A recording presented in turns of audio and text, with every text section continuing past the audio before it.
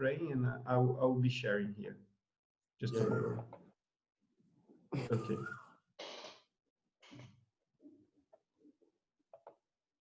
Okay. So let us start the session with prayers.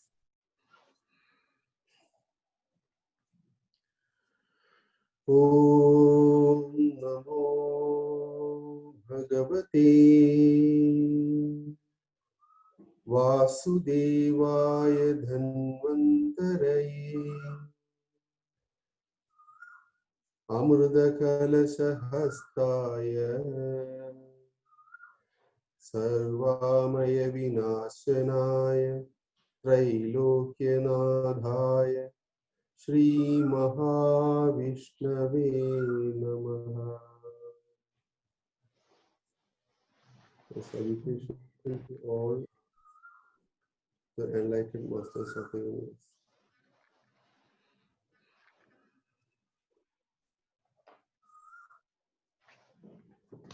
So, let us begin. So, we can go for the second slide. Okay.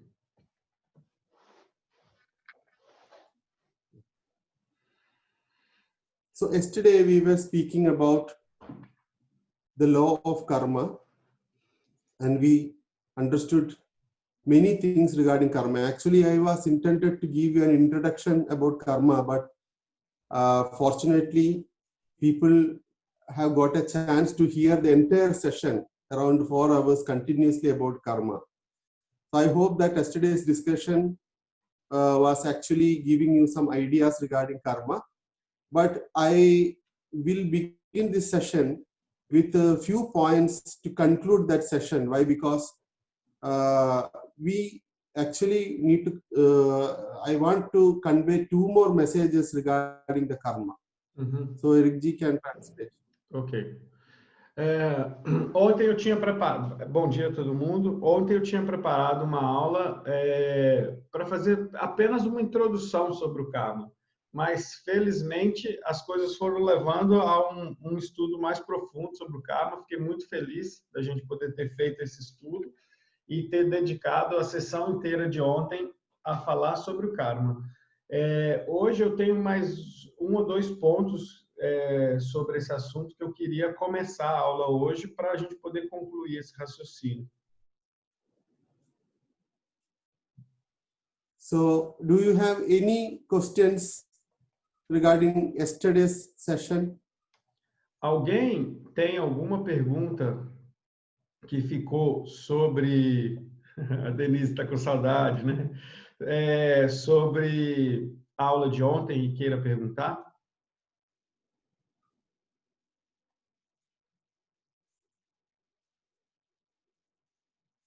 Eu estou aqui no chat. Se alguém tiver alguma pergunta, manda aqui. Ou abre o microfone também. So if you don't have questions, I will ask you something so that you can think in such a way. For example, nobody asked me that how can it is possible for us to cancel the karma. That is a very great important thing, no? Because yesterday we discussed many things regarding karma, and we found that your present situation, the present people, the present companions, everything, you need to respond in a positive way. Okay? Like good thought, good speech, and good deeds can account for your positive karma. This is what we discussed yesterday. But that also make or give you a sense that, okay, you are going to add it to the positive karmic balance. Am I right? So nobody asked me that how can we really cancel the karma? Ok. Já que ninguém fez pergunta, eu vou fazer algumas perguntas para vocês. A gente viu que na aula passada, a gente viu na última aula que a gente consegue executar karmas, para simplificar, bons e ruins, né? E que, na verdade, a gente está aqui no presente respondendo às influências dos karmas passados. Então, a gente chegou a uma conclusão na última aula de que se eu respondo de maneira positiva, eu crio karmas positivos para a minha vida. mas a gente viu também que criar karmas positivos ainda nos mantém nesse ciclo de vida e morte. Então, a minha pergunta é, como eu faço para cancelar os karmas? So first of all, the need of cancellation of karma is to get out of the birth and death cycle, what we call the samsara chakra. And it is sometimes people think that why we need to get out, because it is so enjoyable, no, this human life. But it is not so. Every time when you take birth, there is a chance for you to slip and fall down back into the negative karma and totally degrade in your spiritual evolution. So first of all, it should be very evident that there is a need that you need to come out from this cycle because it is worth. And if you have that kind of understanding, then the next point is very relevant. How we can cancel the karma. Ok. Então, na verdade, o objetivo de cancelar os karmas é a gente quebrar o ciclo, ou quebrar o samsara karma, que é o ciclo de nascer e morrer. Aí algumas pessoas podem perguntar se viver é muito bom, para que eu vou querer cancelar o karma? Eu vou querer ficar aqui. Mas, na verdade, tu tem um caminho espiritual, que você mesmo conduz esse caminho, e enquanto tu está aqui nesse ciclo de vida e morte, você está sempre sujeito a cair nos karmas negativos e regredir no teu progresso espiritual. Então, na verdade, olhando espiritualmente, o grande objetivo é tu cancelar karmas. Eu vou abrir o chat aqui, estou vendo que está movimentado. So, for understanding this karma, there is no much elaborative discussions happening in Ayurveda, but I am going to speak few ideas from Bhagavad Gita, where it is a textbook that describes that a common man's communication with the God. If God could able to communicate to you, how we could cancel the karma, then this is the answer for that. Ok. Então, eu vou trazer para vocês uma passagem do Bhagavad Gita. No Bhagavad Gita, é uma conversa de um ser humano com Deus, e uma das perguntas que esse ser humano faz é: como então eu consigo cancelar meu karma? So, the entire text describes about a person called Arjuna who is desperate in the battlefield. And here the battlefield is what we call as our samsara, or this, our life. And every time we have a confusion, now this is the God's words, how to come out from that. And there are many chapters describing like karma yoga, karma sannyasa yoga, etc., where we are going to get this idea that how we can cancel the karma. Então, na verdade, o Bhagavad Gita é uma conversa entre Arjuna e Krishna, né? E Arjuna está prestes a lutar no campo de batalha. Esse campo de batalha é esse samsara chakra, é esse ciclo de vida e morte, né? E é sobre como atuar nesse ciclo de vida e morte que o Bhagavad Gita está se referindo. So Arjuna asks, Kim karma kima karma kavayo apyatra mohada. That means in the discussion they came to know that we cannot actually understand what exactly is the karma. Because if one say that I am doing something now and in some other time I am not doing anything, it is not at all possible according to the theory of karma. Why? Because every time there is somehow karma going on in a person's life. I will tell you an example for that. So a boy is simply sitting in a playground and the other people are asking, see, all the other boys are doing some action, but this boy is not doing any action. He is simply sitting. And the people went and asked the same question to that boy, why are you sitting simply? Then the boy replied that I'm not sitting simply. My nature is to play here and there, jump here and there, but to sit like this simply and meditate is a superior karma for me.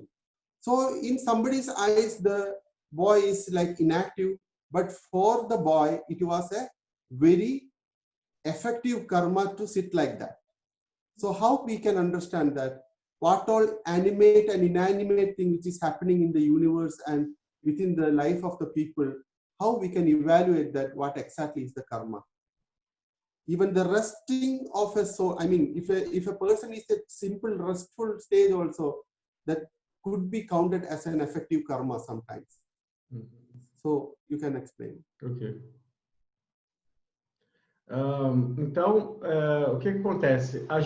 Na verdade, a gente não consegue entender muito bem o que é karma, né? Porque às vezes é difícil a gente entender se a gente está executando um karma ou não. E o Raj trouxe uma história, tem um garoto que está sentado no parquinho e está cheio de outras crianças brincando no parquinho e está todo mundo comentando, olha lá aquele garoto no parquinho, ele não está fazendo nada. E de repente essas pessoas chegam perto desse garoto e falam assim, ei, por que você não está fazendo nada? Por que você está aí parado? Aí ele fala assim, não, eu não estou fazendo nada, eu estou fazendo muita coisa.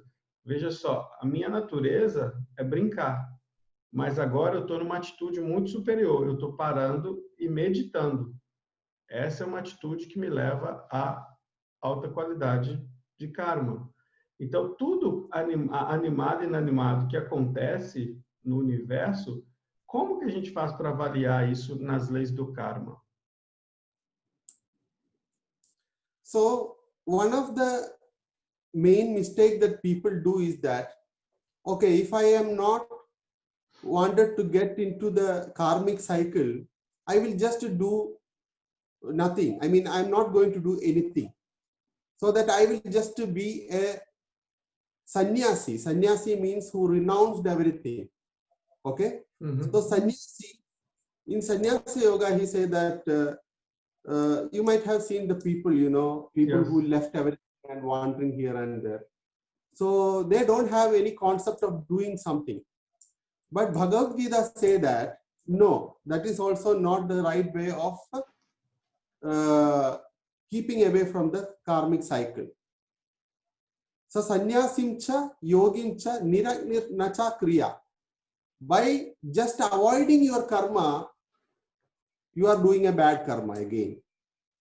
I mean, just by renouncing your karma, you cannot be a person who can come out of the karma. So that is also not the proper way of getting out of the karma.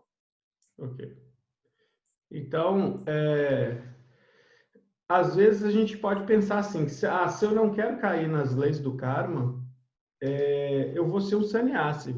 Os sannyasis são aquelas pessoas que largam tudo e se retiram para não fazer nada. Porque a gente tende a pensar que não fazer nada, a gente não está gerando nenhum karma. Mas no Bhagavad Gita é dito que isso não é o modelo certo. Porque evitar um karma, segundo o Gita, já é executar um mau karma. Okay. Yes.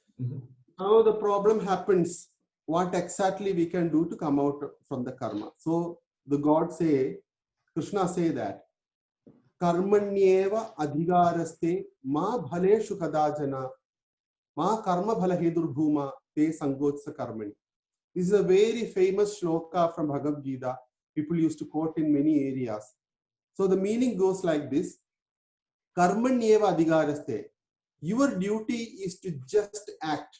I mean, just involve in the karma. At the same time, it should be ma bhaleshu kadajana. You should never focus on the karma bhala. That means the fruit of action. So you are doing everything, every action in this life without a kind of attitude or botheration about the result. And when you do anything without the botheration of the result, now you are out of the karma. Ok. Tá.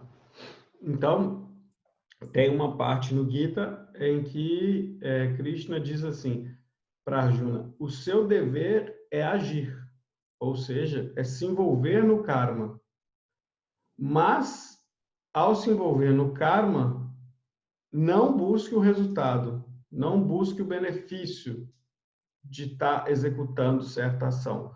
A partir do momento em que você se envolve no karma, mas não se envolve buscando o benefício desse envolvimento, assim você está cancelando seus karmas.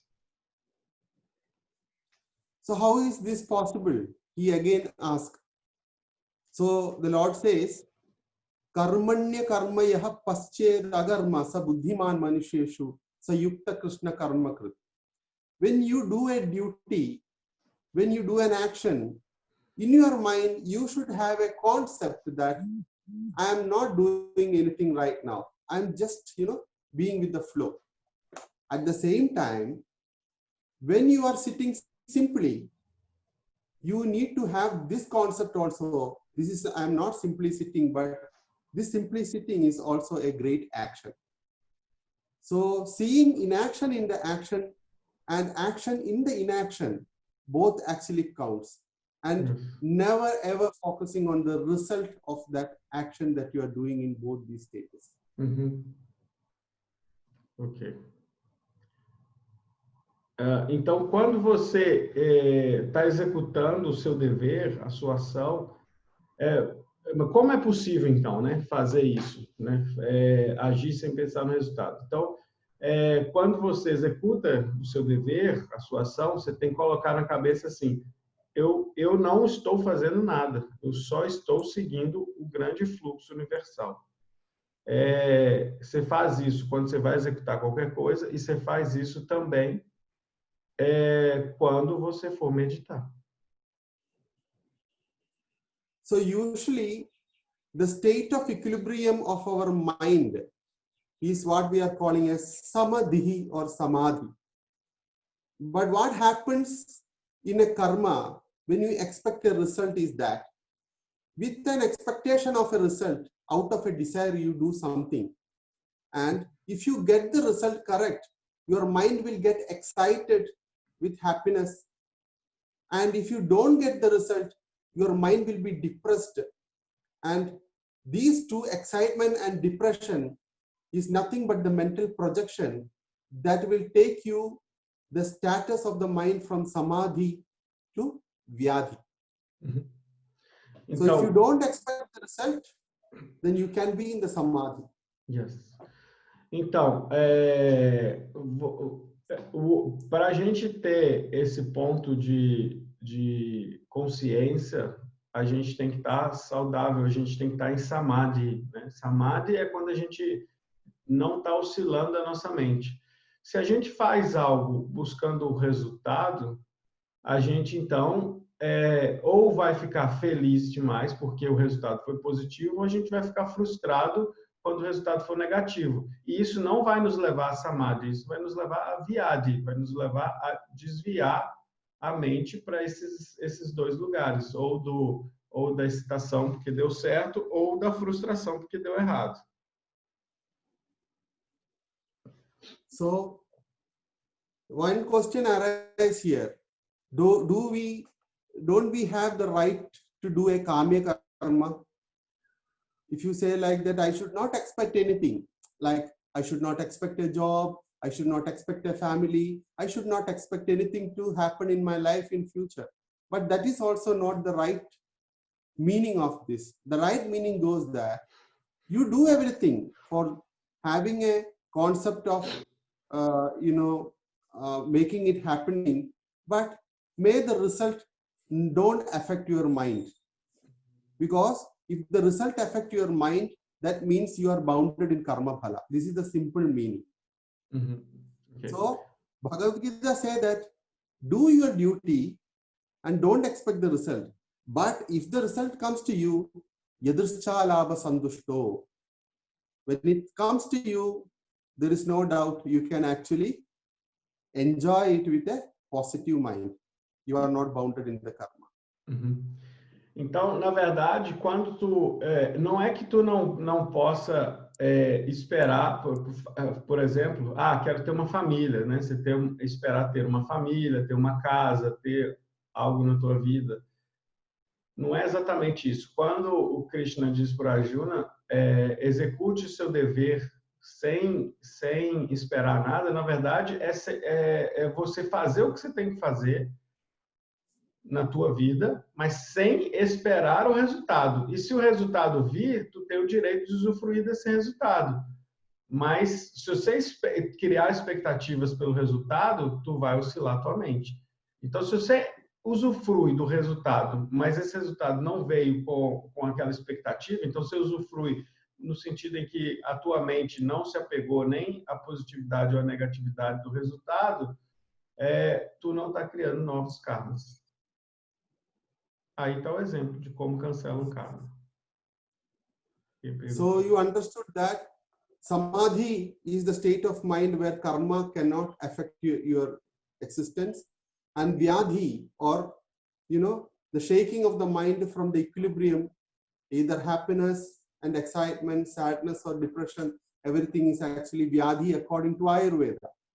So he said that how it is possible, and the Krishna explains about how it is possible. Então, na verdade, nas duas perspectivas, né? Quando a gente pensa em Ayurveda, Vyadhi, né? A palavra via é espalhado, Di é mente, então Vyadhi é a mente que está espalhada, ela não está focada no lugar. Então, se você cria expectativa, você vai para um lado ou para o outro. Se você não cria expectativa, tua mente está focada, está em Samadhi. Então, essa é uma maneira de tu não executar novos karmas e não executar mais correntes para ter que entrar no grande ciclo de novo. We have some questions here, Doctor. Do we wait? I mean, I can finish 2 more points and then Sure. So the Krishna says that the entire problem lies where? The entire problem lies here in your mind. So it is how you are taught, how you are born and brought up, the concept that you have been given about yourself and about the universe, and your way of analysis make problem. Your life, your experience, your happiness, your sadness, everything comes from your mind. So Krishna say that just make your mind vanish, kill the mind. And Arjuna asked, how it is possible? Então, o Krishna diz para Arjuna assim, tudo o que está no mundo é você que cria. Toda a sua felicidade, todos os seus problemas, todos os seus fantasmas, tudo o que acontece na tua vida é você que está criando. E quem está criando isso é tua mente. Então, qual que é a solução? Mate sua mente. E aí, Arjuna pergunta para Krishna assim, como é possível? So Arjuna say that Achanjalam Mahabhago Mano Durnigraham Chalam. I mean, first of all, Arjuna asked this question to Krishna. Chanjalam hi manak Krishna pradhami balavadridam tasyaham nigraham manye vayori duskaram. And Krishna say that asamshayam mahabhago mano durnigraham chalam abhyasena tu kaundeya vairagyena chakrekyate.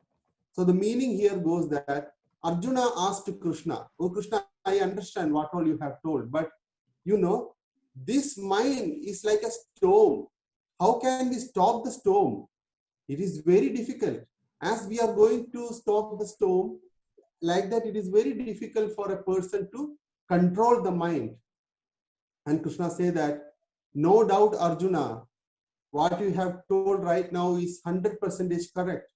But there are 2 techniques for you to come out from this problem. Or you have 2 techniques to make the mind under control. And the first technique is known as abhyasa. Abhyasa means exercise. And second one is vairagya. Vairagya means detachment. The 2 powerful techniques that is everywhere told directly and indirectly in all yogic and tantric texts. Abhyasa and vairagya. Exercise and detachment to control the mind. Então, aí a Juna diz para Krishna assim, ontem o Raj chegou a falar que a mente é como um macaco louco que foi picado por um escorpião, né? Ela é loucamente. E aí a Juna aqui, ele fala assim, mas como que eu vou fazer isso? A mente é como uma tempestade, ninguém para uma tempestade. Aí Krishna vira para ele e fala assim, só há duas maneiras de parar a mente. É com exercício e desapego. So there is another question arise here. What do you mean by an exercise? How to exercise the mind? Of course, these are the yogic techniques that you need to exercise. The pranayams, the yoga techniques, the meditation. But what is vairagya? Vairagya means detachment. Detachment means the fact that you need to understand that you are in this earth plane for a temporary period of time.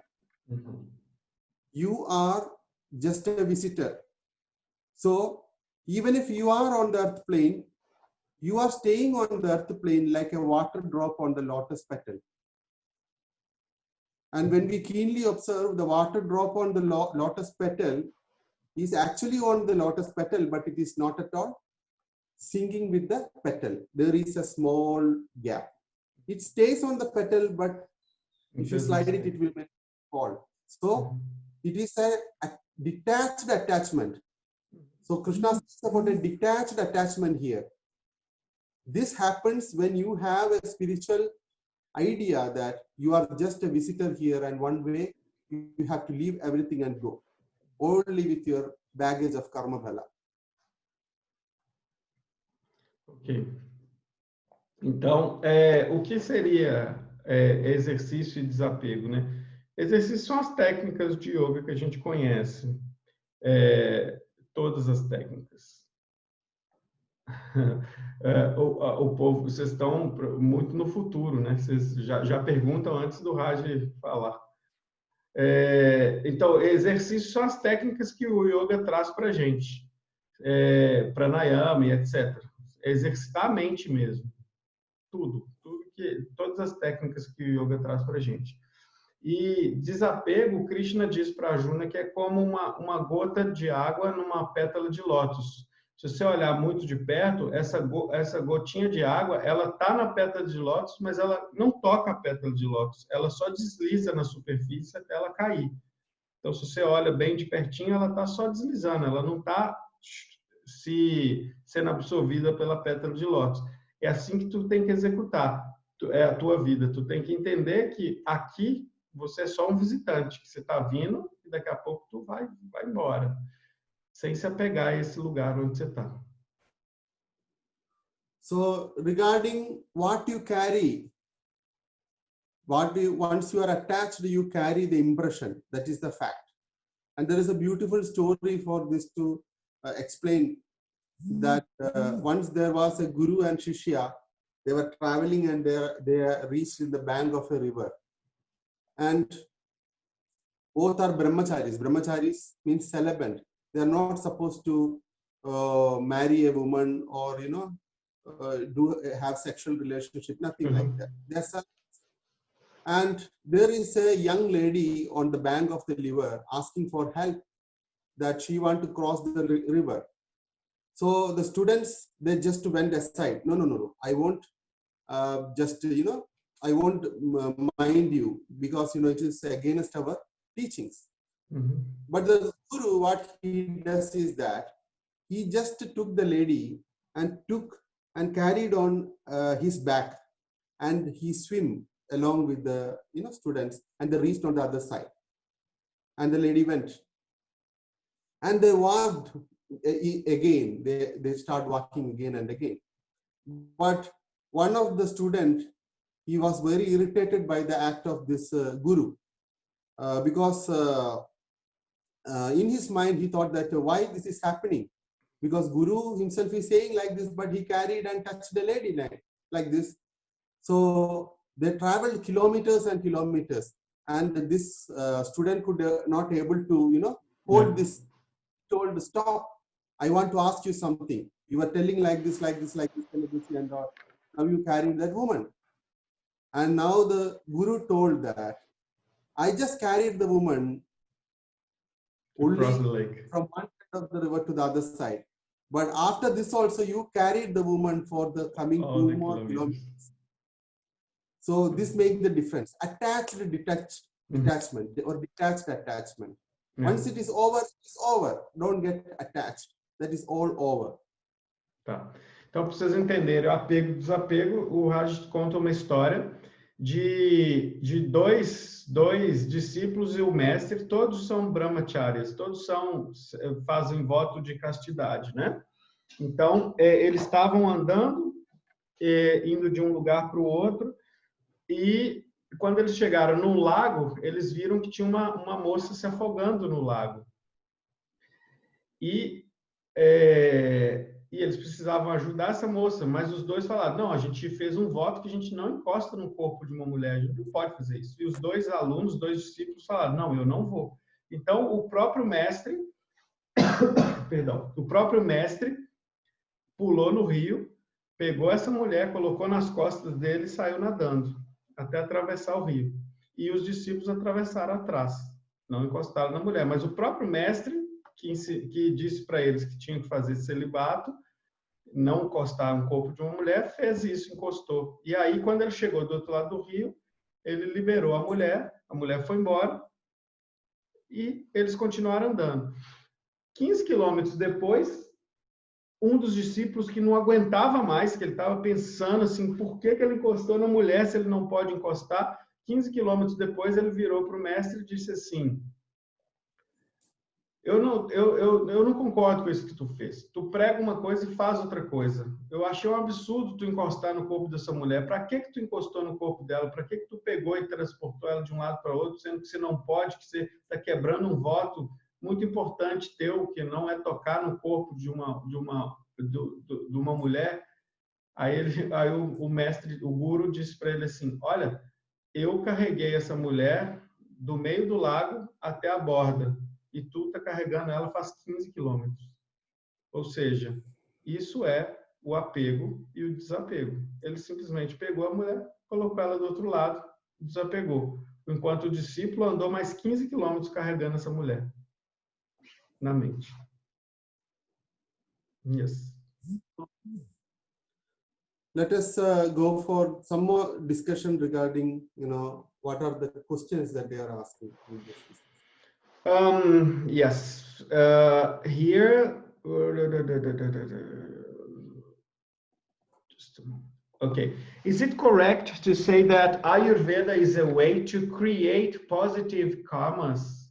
And maybe with this, creating positive karmas, we're going to spread positive thoughts and speech and actions? Ayurveda is actually saying that Ayurveda Amurdana.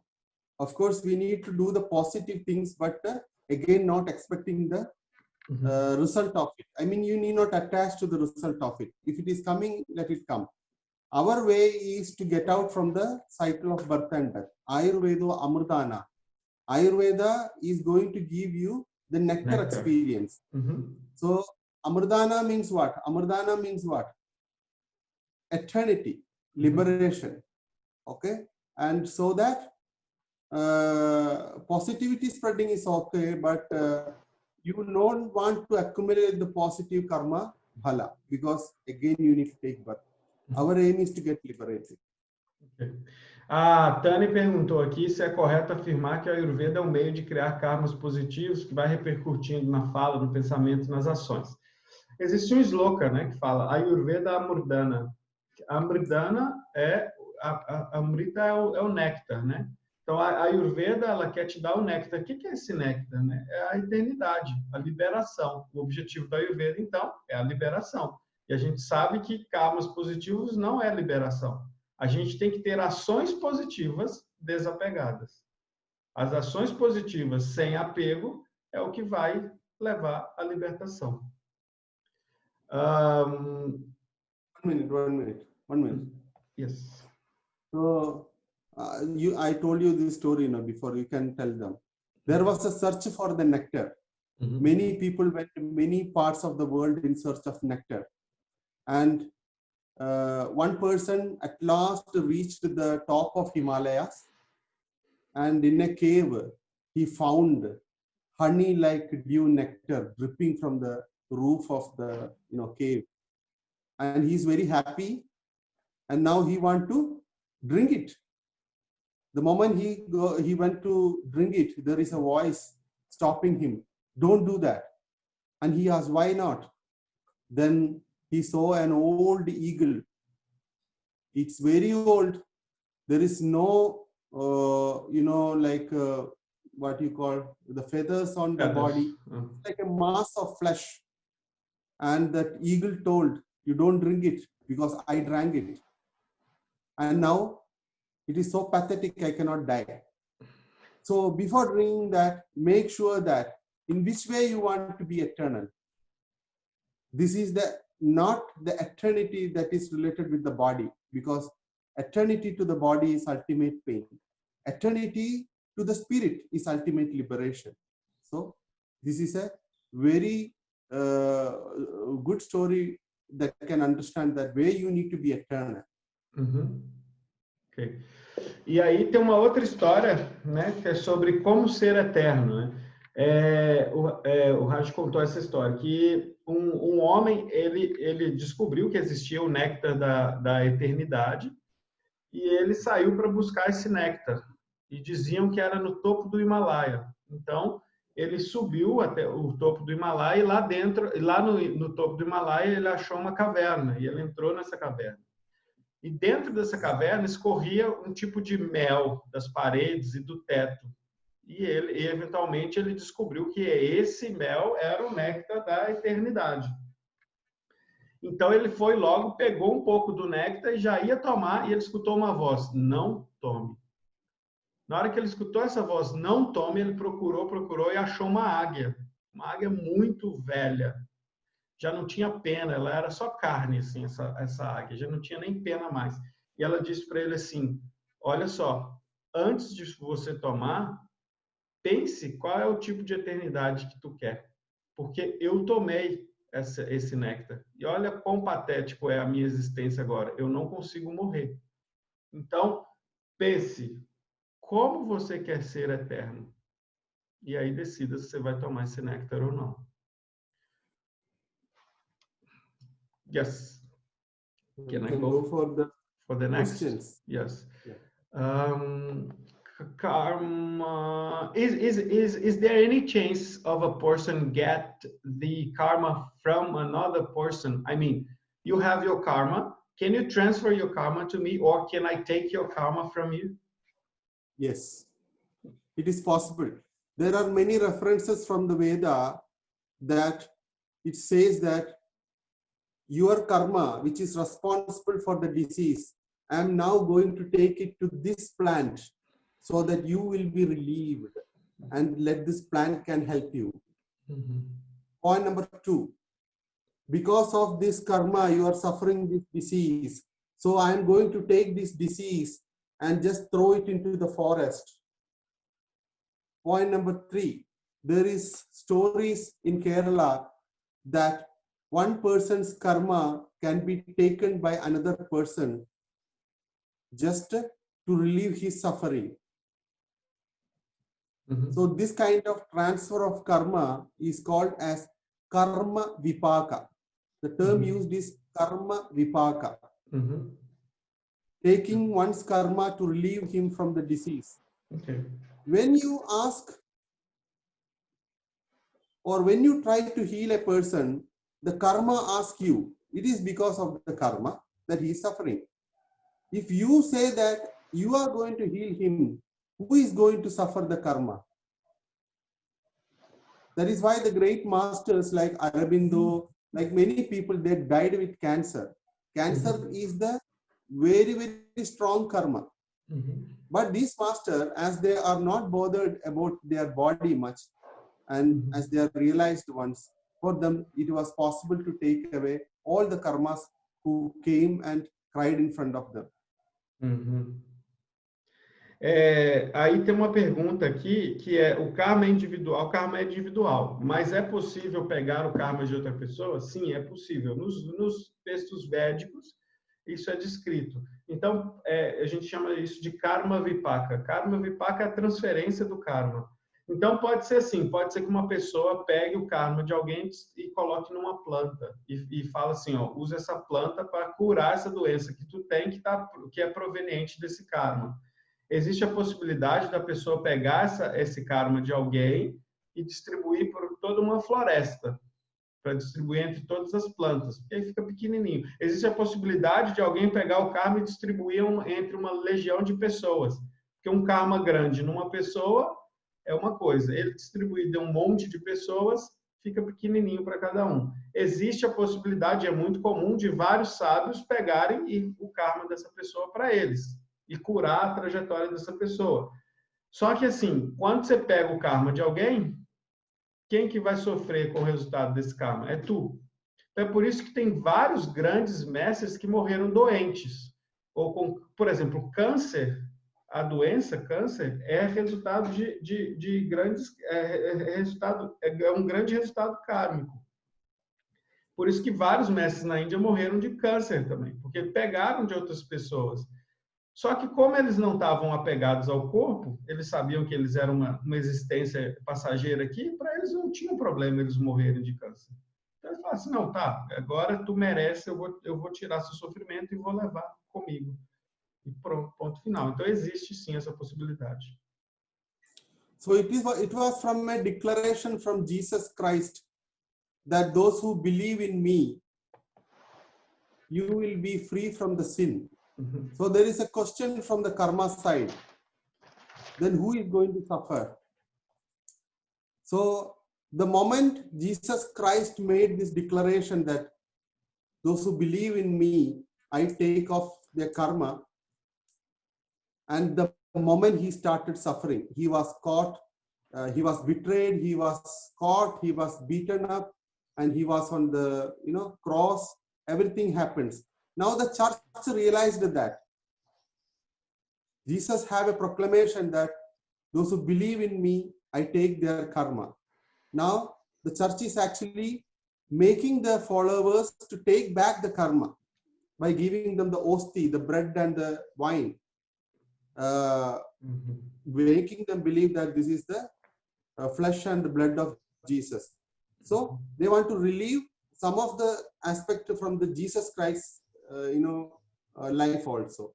So logically thinking, if Jesus Christ would have taken rebirth again, he would have gotten a very kind of a body which is more suffering. Why? Everybody, because of his words, they believe him, and the sin is going and going and going and accumulating to the Jesus Christ. So no way he can come out of this, no? So now the church is making an arrangement that, by drinking and eating the blood and flesh of Jesus, so this can be given some back to the, like that. So he can come back in a good body. He can come back. Ok, então, não foi Jesus que disse uma vez, aqueles que acreditam em mim estarão livres dos pecados? E logo depois que ele disse isso, ele começou a sofrer um monte de mazela, foi torturado, foi preso, né? Tentaram matar ele. O Raj, então, ele, na verdade, se você for traduzir, ele falou assim, aqueles que acreditam em mim estarão livres dos karmas. E ele tomou os karmas de todas as pessoas que acreditavam nele, e ele sofreu. Provavelmente, se Jesus tentar reencarnar hoje, ele vai reencarnar num corpo com muito mais sofrimento, porque ele tomou muito karma para ele.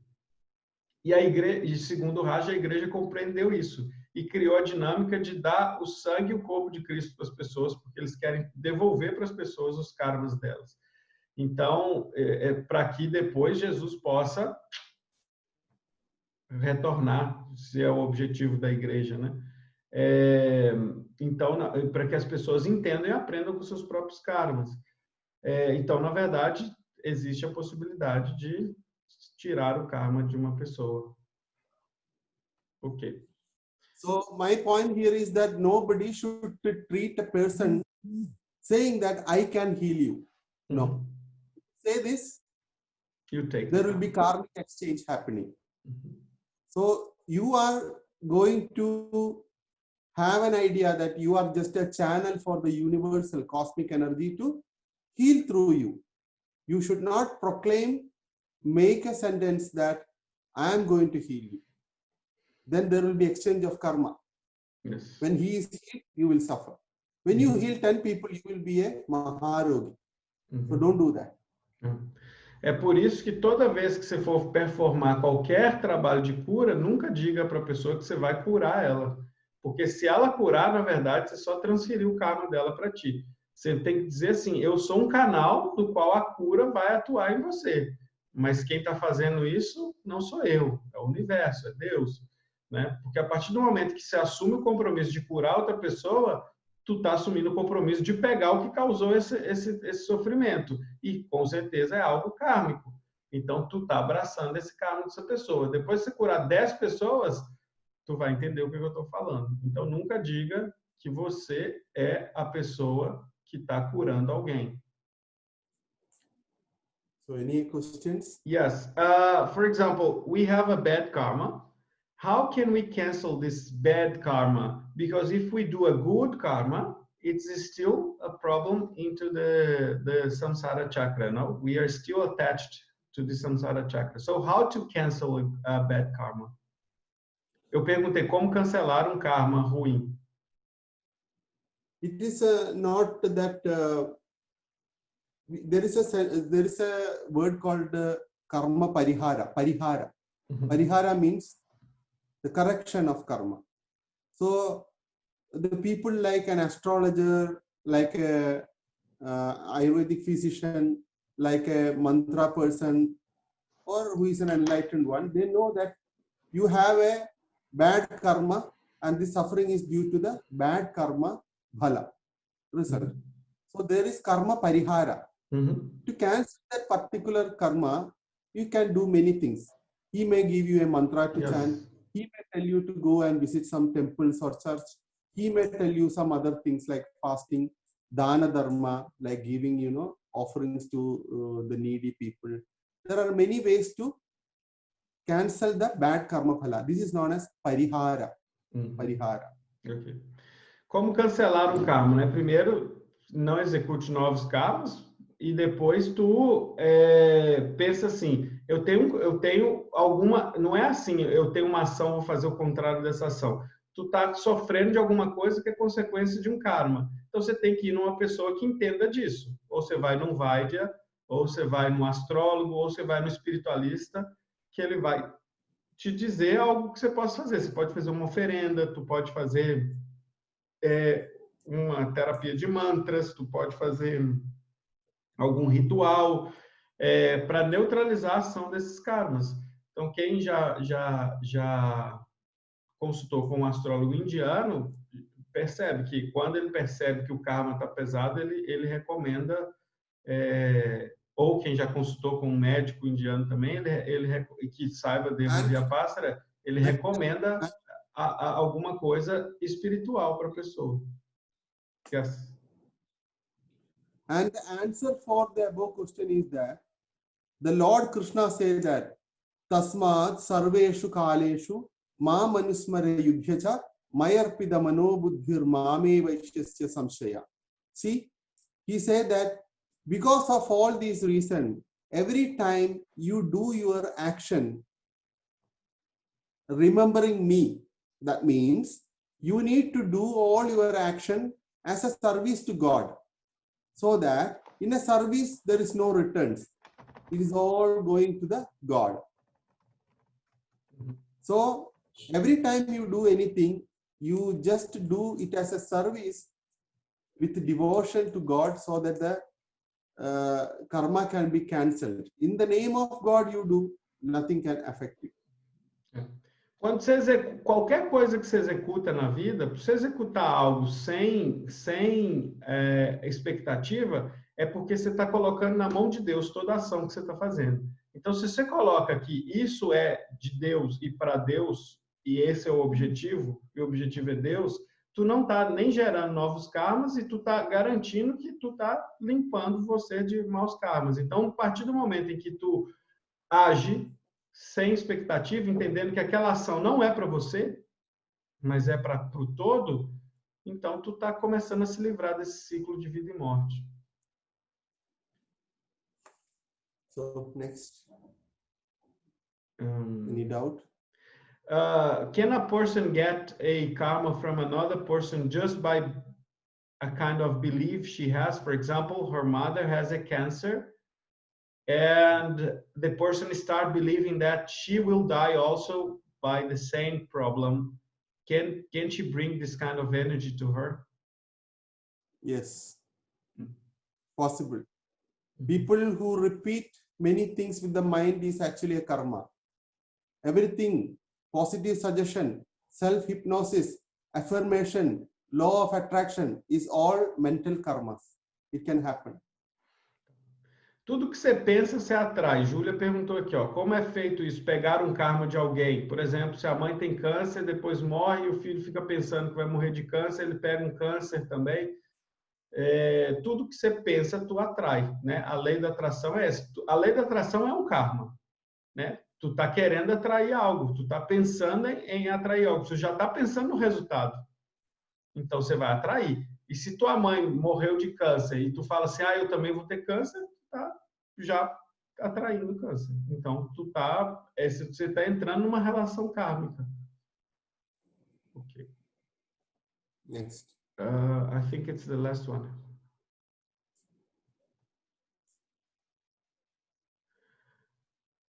Jaqueline, só para fazer ações boas não tem nada a ver com fazer ações sem expectativas. O Raj falou antes, você tem que fazer coisas boas sem expectativas. That's not a question. That's okay. That's the last one. If I have a bad karma, should I do good karmas? And then I say, no, you have to do good things without expecting. See, one of the way that people believe, or according to this classical textbook of Bhagavad Gita, is that the moment that you leave your body, very intensely what you are having in your mind, that one will be your transformation. So he said that when you are going to leave the body, you need to think about God, so that you will be united with me. But it is very difficult for a person to think about God at that time because of many reasons, because he will be very unstable. He's about to leave the body.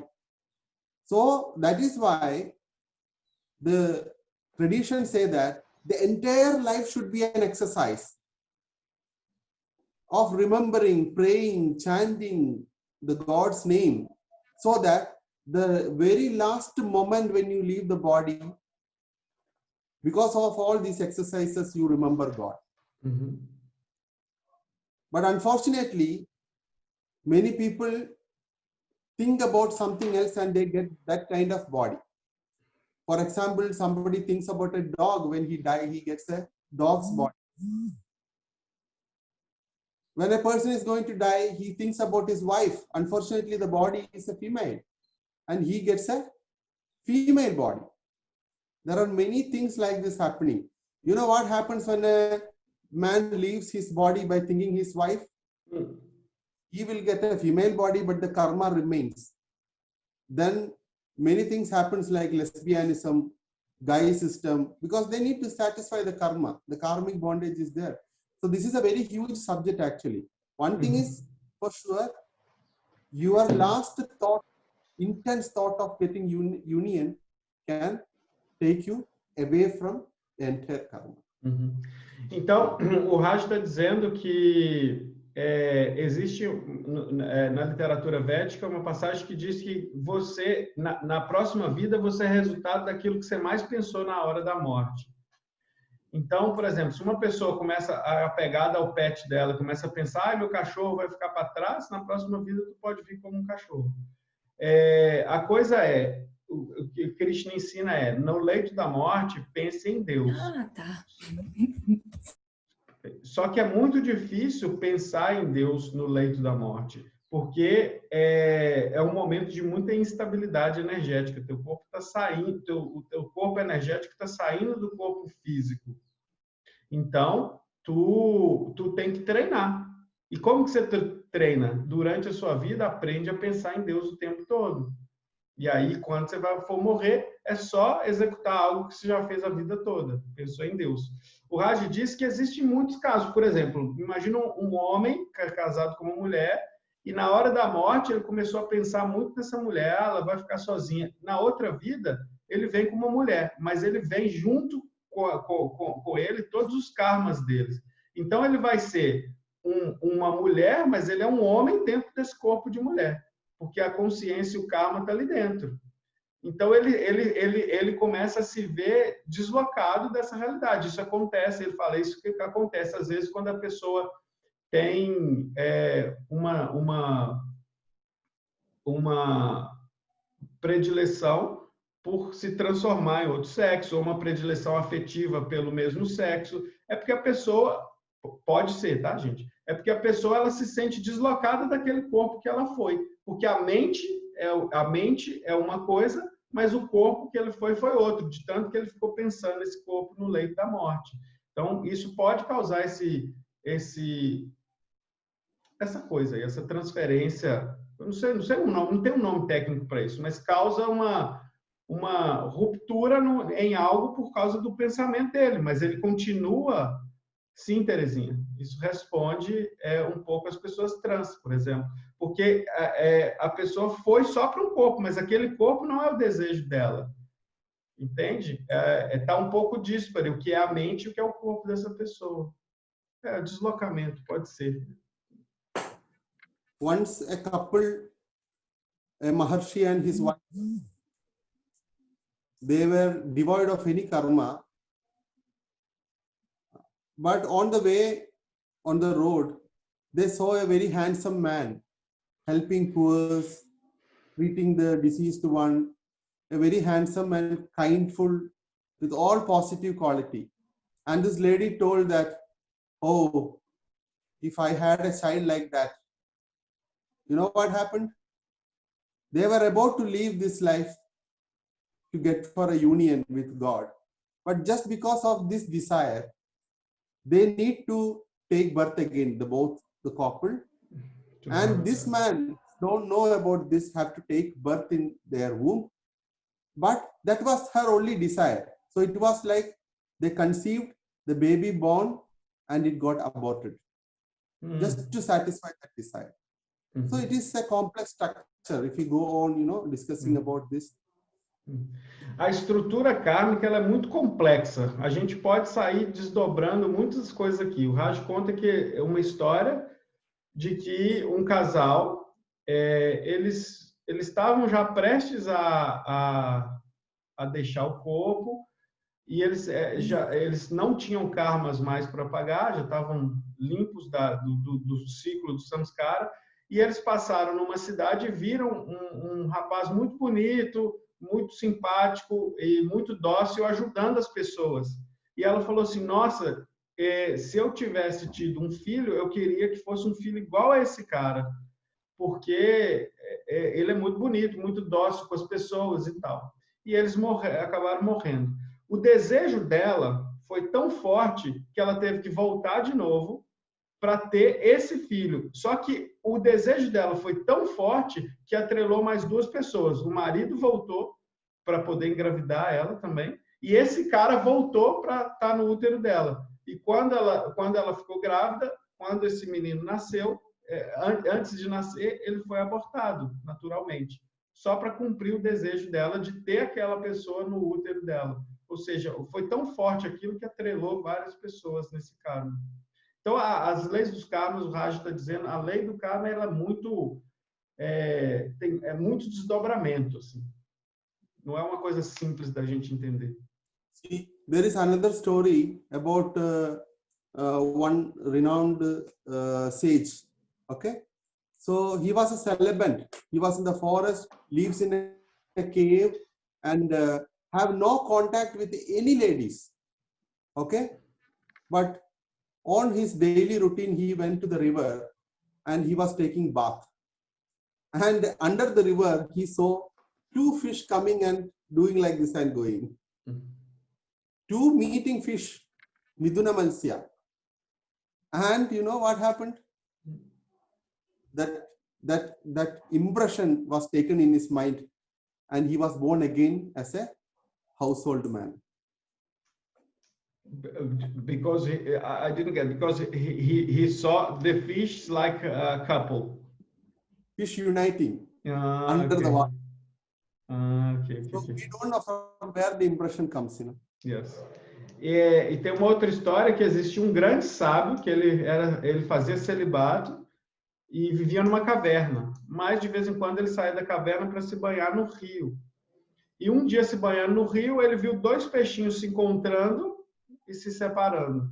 Isso causou uma impressão na mente dele que foi suficiente para fazer ele retornar na Terra como um homem de família. Porque ele viu teve aquela impressão de, opa, houve uma união entre dois peixinhos e ele teve que voltar. Então, ninguém sabe como uma impressão vai afetar uma pessoa. Às vezes, ela afeta tão forte que a pessoa precisa retornar e viver uma outra vida para satisfazer aquele desejo que foi criado por aquela impressão. Yes. I am telling all these stories just for making everybody to understand the complexity of karma. But you know, under any renowned gurus, any yoga masters, when a technique is given by your master and you practice that with your full heart, you can burn your karma within seconds, fractions of microseconds. So you need not overthink about this. Oh my God, what all I have done. Is there no coming out from this? Nothing like that. So this is just for your knowledge that I'm telling, not to make you confused. I want to make you know the complexity of karma, and I also want to make you know that it is easy also to come out from this with the particular techniques given by your masters to burn your karma. Yes. Então, eu estou contando todas essas histórias para vocês entenderem a complexidade dos karmas. Mas aí as pessoas tendem a ficar pensando, nossa, então eu tenho que ficar fazendo cálculo matemático aqui. Tem um karma bom, um karma ruim, não sei o que, é muito complexo. Mas, ao mesmo tempo, eu quero dizer para vocês que é muito simples queimar os karmas. Você encontra um guru, esse grande guru vai te passar algumas técnicas e tu vai seguir essas técnicas a sua vida inteira. Então, karma é ação, Júlia, mais ou menos, e a intenção por trás da ação. Então, aí, quando você encontrar esse guru, ele vai te passar algumas técnicas que você vai executar todos os dias, e isso, tu vai acelerar a limpeza dos seus karmas numa velocidade muito, muito, muito mais rápida. Então, existem técnicas para isso. Quem já teve iniciação em meditação, entende. Any questions? No, we can keep going. No questions? No, no doubt. Alguém tem mais alguma pergunta?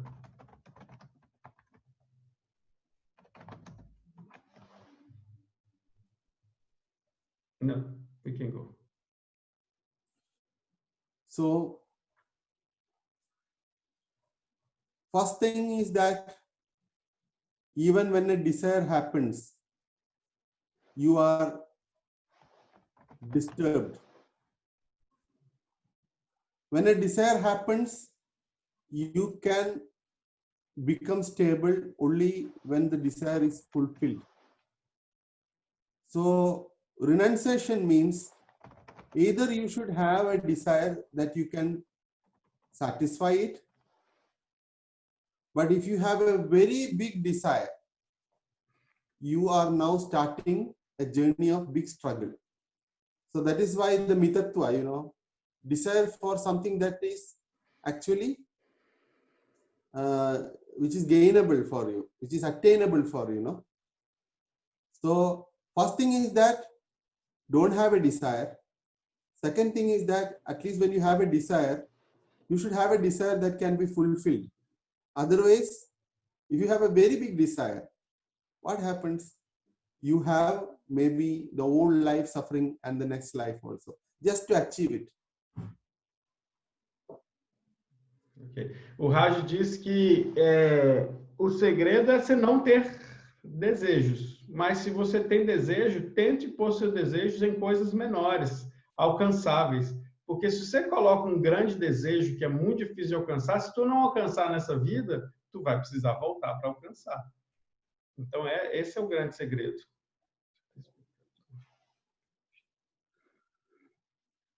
Okay, there is one question here. Natalia is asking about motivation. When I do something, sometimes I need motivation, but motivation without expectation, it's difficult. So should I get rid from the motivation also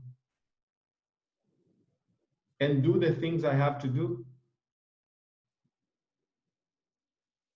See, this is actually two areas. For example, why all this story is being told is that when you are here on the earth plane, there are something that you need to satisfy, like kamya karma. Motivation should be there, positive affirmation should be there. Otherwise, there is no point of this life, you know. But also it gives you an indirect idea that these can make an impression in your subconscious and can organize your future life and birth. Once we have discussed, and the discussion was whether it is good to feel for the poor. We discussed in the class once, no? Yes, yes. When you see a handicapped person, when you see a poor person, when you feel for him, oh my God, what is this happening? And you feel for him. That feeling is good. That is Buddha Daya. But on the other hand, it should also be noted that when you feel like that, you get the same impression. You feel like a king, you are a king. You feel like a poor, you are a poor. You feel like a handicap, you could able to be a handicap in future. Because these two sciences are different. I'm telling about the law of karma, which is different. The life on the earth is different. You need to have a perfect bifurcation regarding that. Yes. So, you know, this should be kept in the mind. Because this is a science of mind, you know. When it gets an impression, it projects that impression in your life. When you yet bhavayadi tad bhavati. If you say every day morning and feeling for the poor, then you may also be sick one day. When you say I'm healthy, I'm healthy, I'm healthy, I'm happy, I'm happy, I'm happy, you will be healthy and happy. You be in a good company, you will be like that. You be with always with the people. You know, many times it happened for me when I felt very intense emotional attachment with the patient who are suffering. I get the same kind of feeling and pain in my body. That means what? It is a science regarding the mind, but it doesn't also means that you should not feel for the poor and sufferers. These two things are very important. Natália perguntou sobre a motivação, né? Como que a gente faz, então, para ter motivação sem criar expectativa? Ou a gente deve eliminar a motivação? O que o Raj diz é que aí tem uma mistura de duas coisas completamente diferentes. Uma coisa é a lei kármica, outra coisa é a tua vida. Então, como você está aqui para viver? Como você vai viver sem ter motivação, sem gostar das coisas, sem satisfazer os seus desejos? Tu vai ter que viver. Outra coisa é a lei do karma. E aí tu tem que entender. Quando você sente algo por alguma coisa, tu causa uma impressão. Essa impressão mexe no teu karma. Então, se tem uma pessoa pobre, um grupo de pessoas pobres, e tu sente por elas, ele não está dizendo que tu não tem que fazer nada, mas tu sente por elas, isso causa uma impressão em você. E ao causar uma impressão em você, isso pode te marcar. E na próxima vez tu vir como elas. Você vê uma pessoa com deficiência, isso causar mexer contigo de certa maneira, isso vai causar uma impressão em você. E tu pode vir na próxima vida com deficiência. Então, entende? São duas coisas. A gente está lidando com uma malha mental muito, muito fina aqui. Então, tem dois movimentos. Tem um movimento do karma e tem um movimento das suas impressões. Tu tem que juntar isso tudo e entender como que você tem que viver nesse mundo. Entende? Então, viva nesse mundo. Isso, você está aqui para viver, você está aqui para realizar suas coisas. Para realizar as coisas, se você precisar de motivação, tu vai precisar de motivação, mas entenda que a lei kármica está o tempo todo agindo. Porque, do contrário, tu vai ficar só pensando nisso. Eu não vou me motivar para fazer, mas aí você não vai fazer nada. That is why your spiritual gates are very important, because certain things you cannot sense, no? Mm-hmm. So you are dedicated, devoted, and praying to your spiritual gates, so that they know that if you do what kind of karma is going to happen. So something that you cannot handle with the devotion to God and to your ancestors and all kind of spiritual gates, they can guide you and can help you in good karma or even to cancel the karma. Yes. Por isso que é muito importante a gente ter os guias espirituais, né? Na nossa vida, porque tem coisas que a gente nem percebe, tem influências que a gente nem percebe. E quando a gente tem um mentor espiritual, um guia espiritual, eles nos auxiliam a não cair em certas armadilhas e não cair em certos problemas que a gente nem está percebendo. It will be confusing sometimes, you know, that then how we will perform. This is what the entire text is about Bhagavad Gita. Because these all things are multidimensionally true. Mm-hmm. Everything should be there, but detached attachment is again the point. Detached attachment. You enjoy everything, but always have this concept in the mind that you are not going to take anything other than karma phala. Mm-hmm. So it's a detached attachment. Mm-hmm. Então, a coisa você tem que viver tudo que você tem que viver, você tem que executar tudo que você tem que executar, mas não se apegue. O Raj traduz assim, um apego desapegado, ou seja, tu faz tudo que tem que ser feito, mas não se apegue. A partir do momento que você apega, tu está criando mais história para sua revistinha. Okay. Any doubts? No, that's okay. Oh, yes, there is one. Just a moment. Isso, Natália. Assim como o guru ajudou a mulher. Oi. Quem está falando? Cícera. Diga, Cícera. Então, como chegar a esse guia espiritual? Okay. So, how to find this guru, this spiritual guide? Actually, you know, there is a search from two sides. Actually, I used to say people, you know, when they come for Tantra, I say that you choose the Tantra. No, Tantra choose you. You choose the Ayurveda. No, Ayurveda choose you. When you are in search of a guru, the guru is actually eager for waiting for a disciple, because he need to continue this knowledge from generation to generation. No? So it is a search.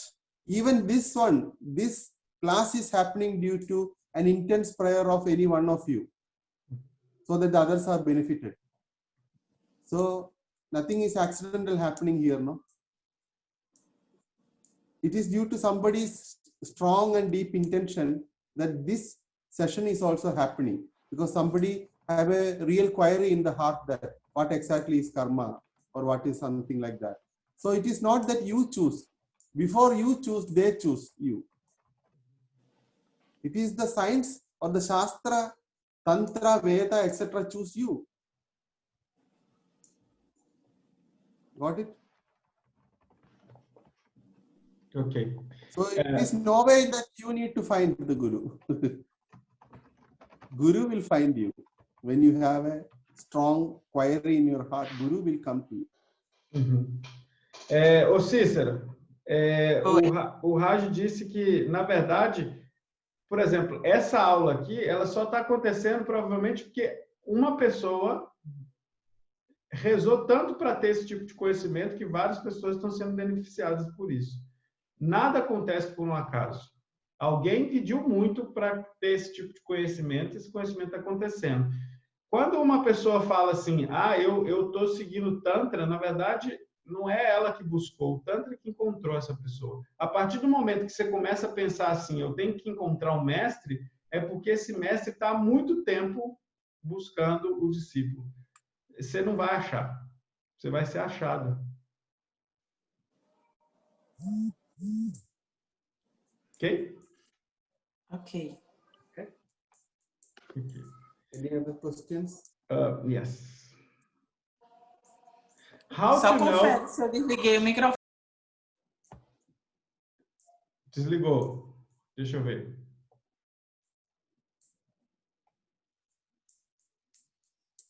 Acho que sim. Tem ninguém ligado, não. Okay. She was just asking me if she turned off the mic because she cannot see. Okay.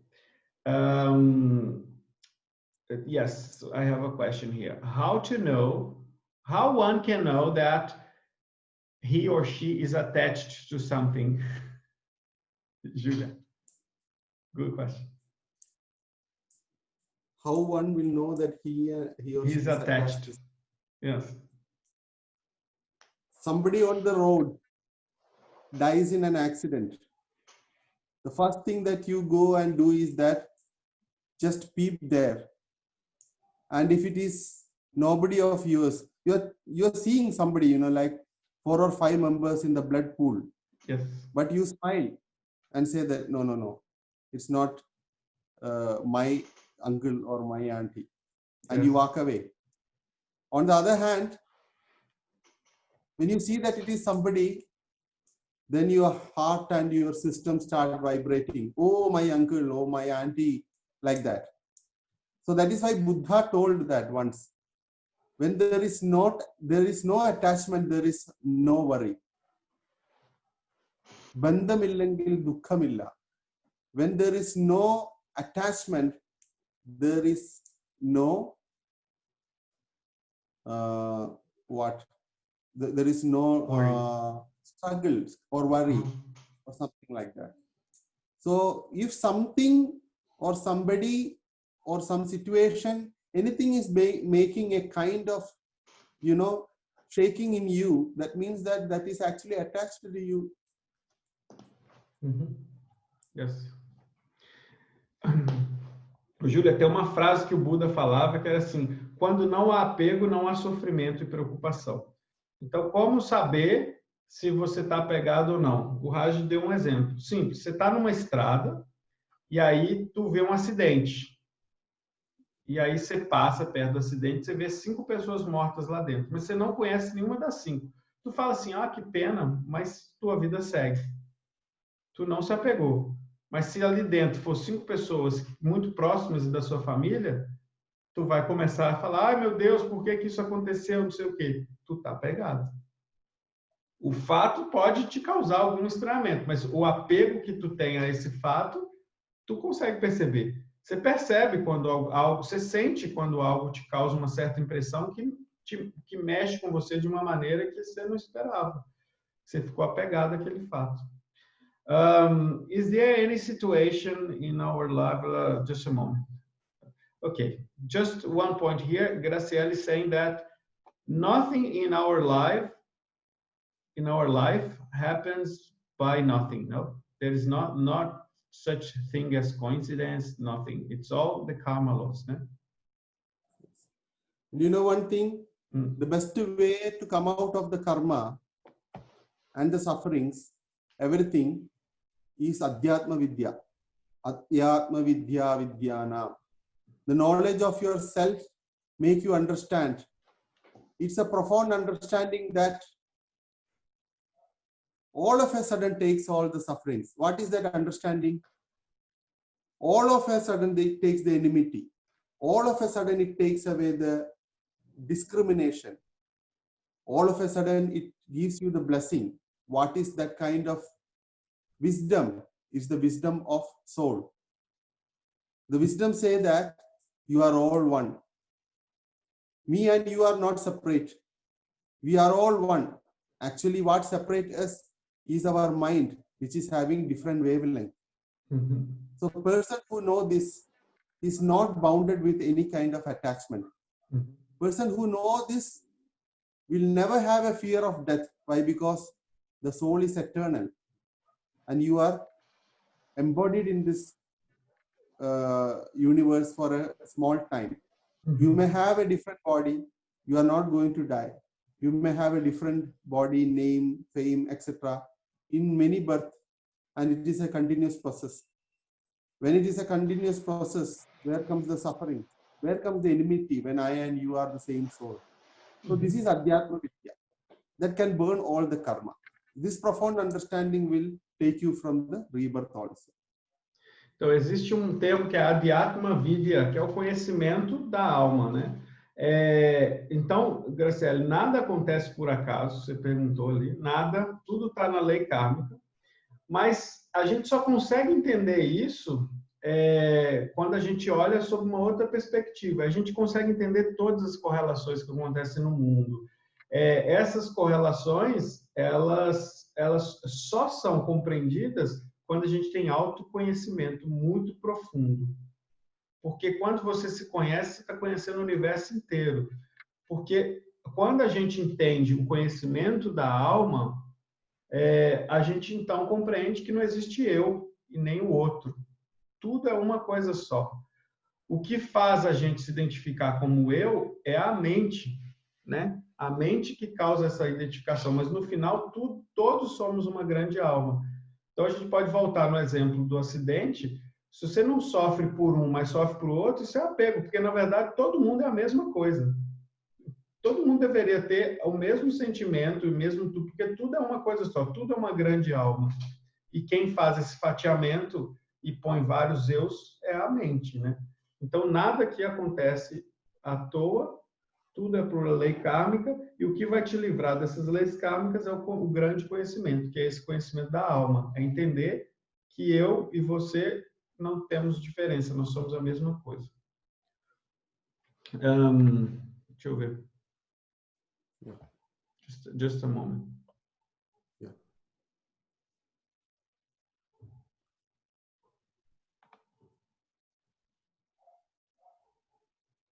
Okay. Some people are saying that it's very common that we repeat the same mistakes from our forefathers without knowing, actually. For example, our forefathers, they used to do some actions, and we are still doing the same mistakes again without even knowing that they were this kind of person who actually did this. This is a karmic situation. This is known as demonstrative anthropology. Demonstrative anthropology is actually designed by our ancestors for something good. For example, if we do something and that kind of action is creating any kind of energy imbalance or stability or energy exchange. For example, a prayer you take, you are doing something. So it found to be like a demonstrative anthropology. This term is very important. We used to see and study from the forefathers during an ancestral ritual or ritualistic performance. We see what they are doing and we do the same way. So when we do the same way, we also get the same result. So our ancestors do the demonstration and we follow the same. This is there in all culture. Maybe in Umbanda also there in Tantra also there. So we see what our ancestors are doing. And the ancestors are doing it for a good reason. We also follow the same and we get the good. If they do it for a wrong reason, we get the same wrong result, like that. O Raj disse que essa coisa de honrar os ancestrais é algo que a nossa ciência já pesquisa, até ocidental, né? A gente chama isso de antropologia de repetição. O ser humano ele existe aprendendo com a geração anterior, às vezes até inconscientemente. Então, por exemplo, até o próprio sistema de educação na Índia é assim, né? Uma pessoa ensina, uma pessoa faz, o outro vê como faz e repete, repete, repete. Você vai repetir coisas boas, você vai repetir coisas ruins. Se você cria consciência disso, você fica com as boas e larga as ruins. Even the children learn like that, no? The brushing of the teeth, the eating way, everything they are actually doing. Isso é passado, e tem coisas boas. A própria criança, ela aprende a escovar dente, fazer xixi, sentado ou em pé, porque os pais fazem isso, que vieram da mãe, e outras situações vão ser assim também.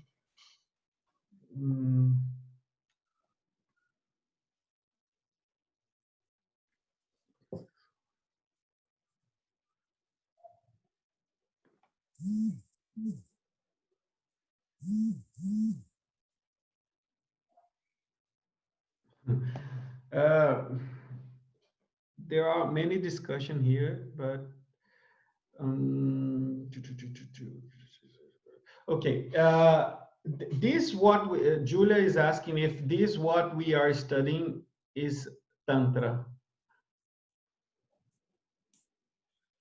Everything is related, no? You can give her the example that when you have a backache, what happens? The allopathic doctors say that it is due to L3, L4 discompression. The Ayurveda doctors say that there is a kind of Vada imbalance. You take that person to astrology, he say the Saturn is wrong, in the wrong position. You take the same person to the yoga master, he say that the Mooladhara chakra is blocked. The same person when taken to some other mantra person, he say that your grandmother who is passed away is clinging on your back. It is all one way or other related. And it is all sometimes true. Ok. A Júlia fez uma pergunta. Isso que a gente está estudando se chama Tantra? Só uma coisa, se eu pular alguém aqui, não é por intenção, tá? É porque, assim, ó, traduzir é um negócio que você tem que focar, e às vezes eu estou descendo aqui, às vezes pula alguém mesmo. Não estou fazendo predileção de ninguém. É só você repetir a pergunta ou abrir o microfone, se eu insistir em não fazer.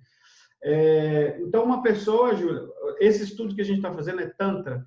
O Raj responde assim, uma pessoa está com dor na coluna, e vai ao médico alopático, o médico alopático fala assim, você tem uma compressão entre L3 e L4. Aí ele vai no médico Ayurveda, de alguma maneira ele fala assim, tu tá com um problema de vata nessa região aí. Vai no Jyotish, ele fala assim, é por causa do posicionamento de Saturno no teu mapa. Você vai num terapeuta yoga, no yoga terapeuta, ele fala assim, não, é por causa da energia do teu Muladhara Chakra. Você vai num terapeuta de mantra, ele vai falar assim, não, isso aí é porque tua bisavó está montada na sua coluna até hoje, nas suas costas. Quem que está certo? Possivelmente todos estão certos. Então, a gente consegue olhar uma coisa sobre várias perspectivas. Essa foi a resposta que ele deu. And in Ayurveda, they say that Nahi Egasmin Shastre Shakya Anyani Shastrani Avaroda Kartu.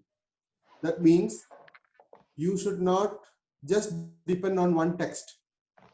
For example, when Ayurveda says about the mind, the rest of the study should be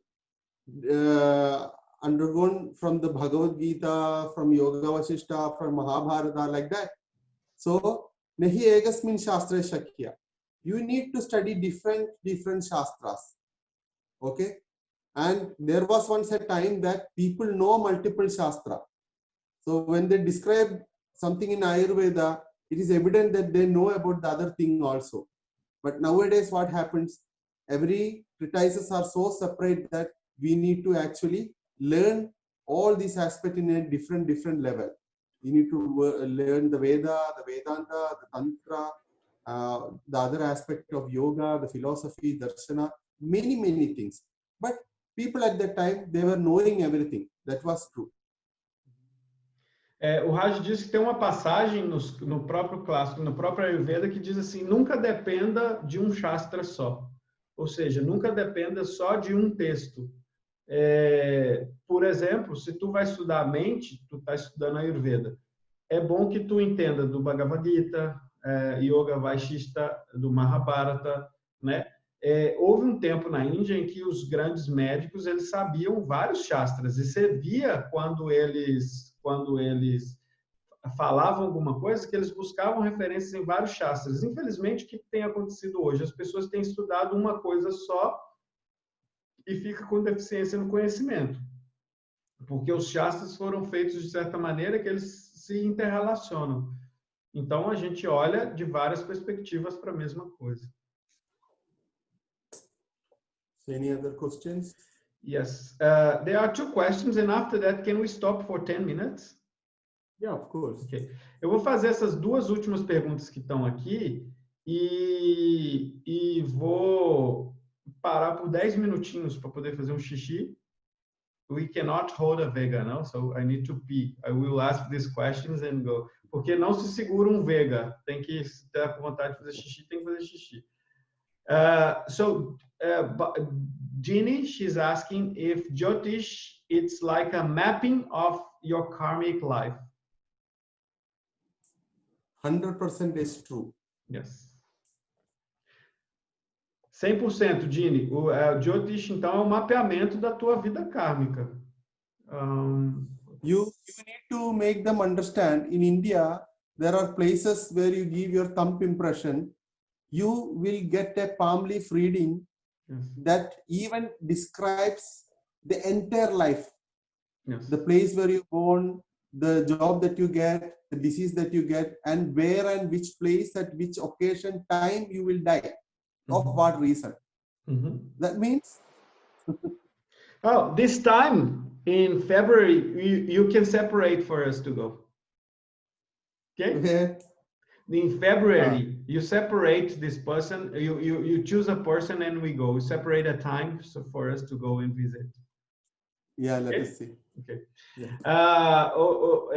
Dini, pra você ter uma ideia, na Índia tem lugares que tu coloca a tua impressão digital, você printa a sua impressão digital numa folha em várias folhas de palmeira, a pessoa pega, junta todas e começa a ler. E ela começa a falar assim, seu nome, estou inventando, porque eu não sei seu nome completo. Seu nome é Dini de Souza Silva? Sim. Você tem 19 anos? Sim. Você é casada com Roberta? Sim. Seu pai chama fulano e fulano? Sim. Só com sua impressão digital, sem saber nada teu. Ele pergunta tudo. Aos 5 anos você fez uma cirurgia no joelho? Sim. Você tem problema de rinite? Sim. Nunca tem um não. Ele lê a tua vida inteira. Ou seja, a tua vida kármica, ela fica impressa em ti. Só com uma impressão digital tu consegue ler. E eu falei que em fevereiro a gente vai num desses. Quem tá indo I think I went to this reading and I was very astonished that he told the date that I went there from the palm leaf. He told about my father's name. He told my mother's name. I went to know that whom I will marry. So he gave correct direction that where exactly is the house of the person and even the horoscope. And later I matched with Madhu's horoscope and tried to analyze her house. I understood that this is the lady that I am going to marry. So this is my experience in my life. Okay.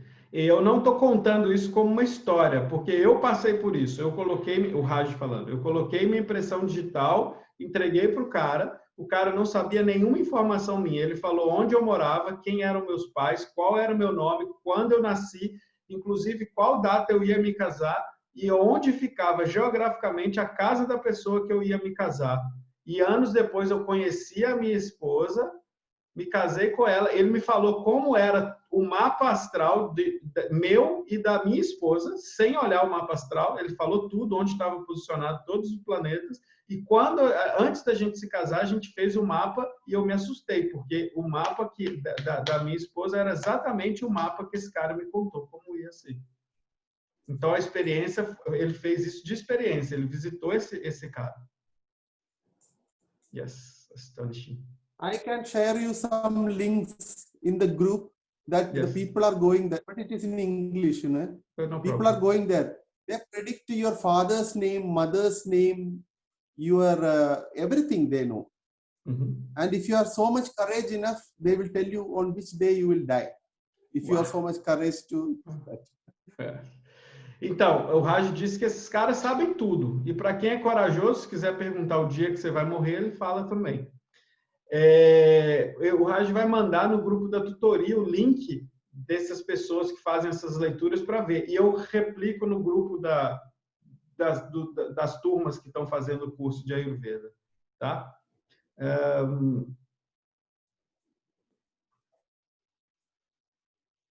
So you can just note there the name of this kind of astrology is called as Nadi Jyotisha. Nadi Jyotisha.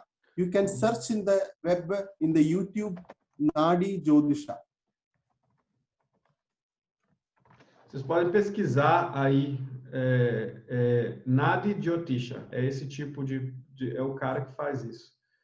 Ô, Júlia, eu não consegui entender tua pergunta, bicho, aqui. Júlia Malta. Não estou entendendo, não sei como fazer. E como oscilamos a vida presente, mesmo assim, juntar. Se você puder repetir a pergunta, eu vou ler da Daniela enquanto isso.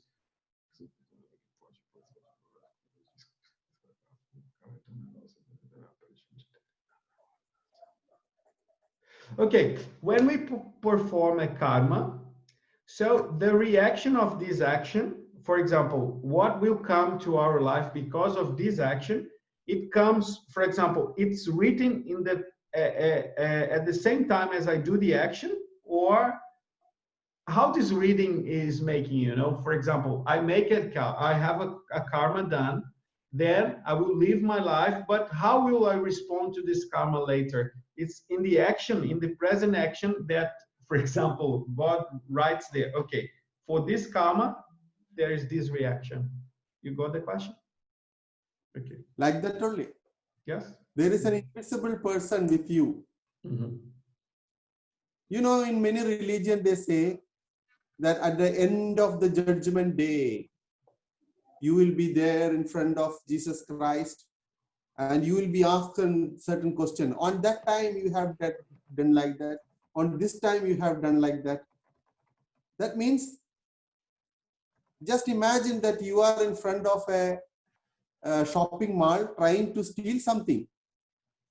And at the end, you know that there is a surveillance camera. This is that invisible surveillance. Each and every time, focusing on your mind, your words, your actions, recording it lifelong for that judgment day. Yes. Yes. Você viu que alguém perguntou aí, já não lembro quem mais, eu acho que foi a Daniele, como que é esse determinismo de algo que tu fez, o que vai acontecer na tua vida? O Raj diz assim, sempre pense que tem alguém invisível ao seu lado o tempo todo, anotando tudo que você fez. E tudo que você fez vai ter um resultado lá na frente. A partir do momento que você executou uma ação, isso desencadeia um resultado. Existem leis kármicas. Tu está pendurado numa corda como se fosse um boneco de manipulação, e essas cordas, você mesmo que cria. E elas vão determinar para onde tu vai. Então, você já viu que existem religiões que falam assim, no momento final, você vai passar por um grande julgamento? É porque tem um livrinho de tudo que você fez que está sendo anotado. Não que vai ter esse julgamento mesmo, mas nesse determinismo mesmo. Tu faz algo, isso vai refletir em algo lá na frente, sendo bom ou ruim, o tempo inteiro que você está fazendo. É como se tivesse um ser invisível com um caderninho na mão. Opa, fez isso, vai dar isso. Fez isso, vai dar isso. Riddhi, you know, in India, if you go to a realized person, a realized astrologer, he may even predict this. See? Now, this suffering of you is due to this action that you have done in this particular time in the previous birth. You, in my palm reading, it is there. You have done such a thing in your past life. That is why like this it is happening now. That means there is recordical evidence in the karmic level. Okay. Tem grandes sábios na Índia que, se vocês vão visitar esses sábios, eles falam assim, não, isso está acontecendo na sua vida porque há tantas encarnações atrás tu fez isso. Eles conseguem linkar a ação que levou a esse momento kármico teu. Tem vários sábios que fazem isso.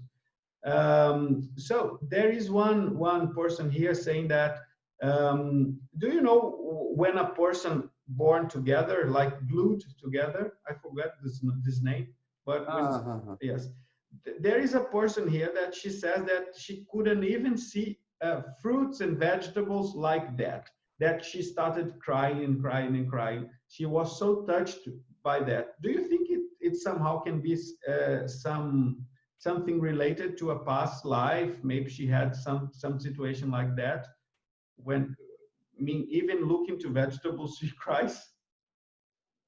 Maybe we need to analyze. There will be many reasons for that. Superficially, anything that you do, we need to check and analyze. Then only we will understand. Andressa, é impossível dizer. Ele não conhece tua vida. Então, não dá para saber por que tu tem essa reação. Não dá para fazer uma análise fria e superficial de uma pessoa. É um pecado fazer isso.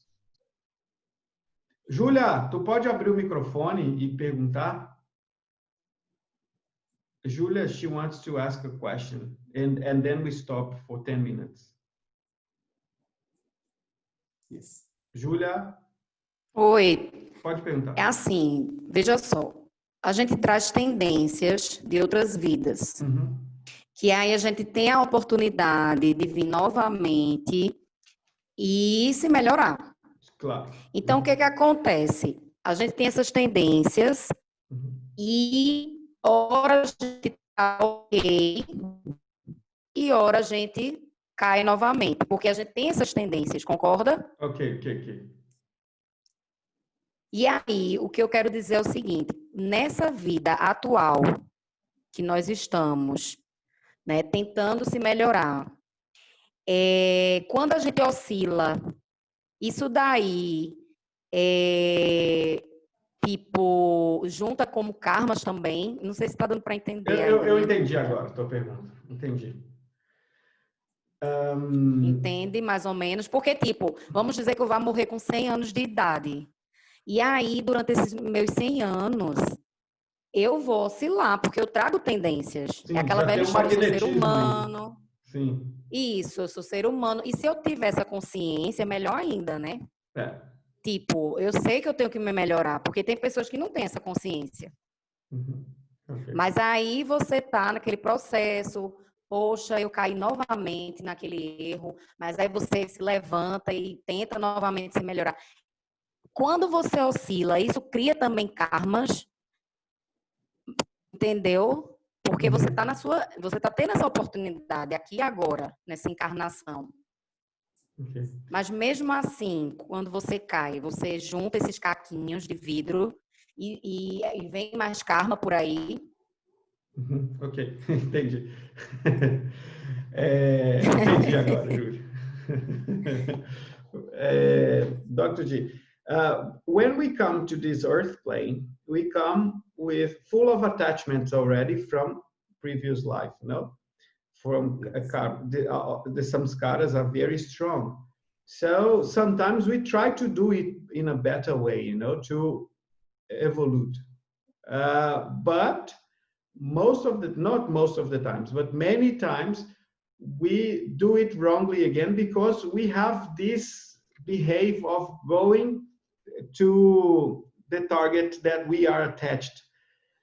And Julia wants to know if even if she keeps trying, because she knows she's attached to some things, but she's trying, and then she makes a mistake, and she realized that she made the mistake, and she tries again.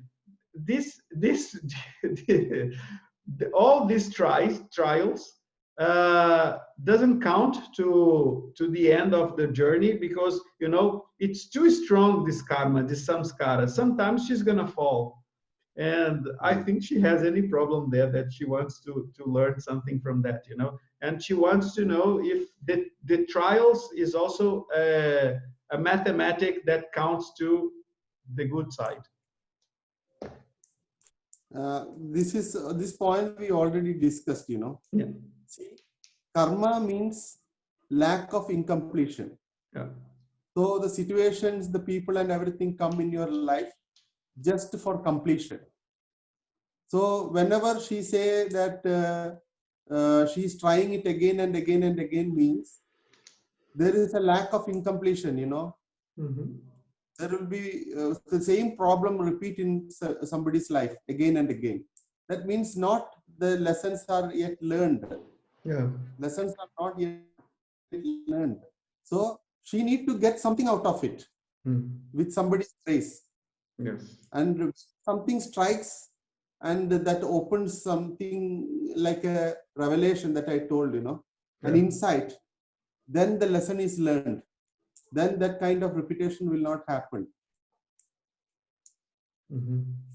There will be many times she trying. And one more thing that you need to conclude here, you know, our intelligence is very less actually. Our intelligence is very less.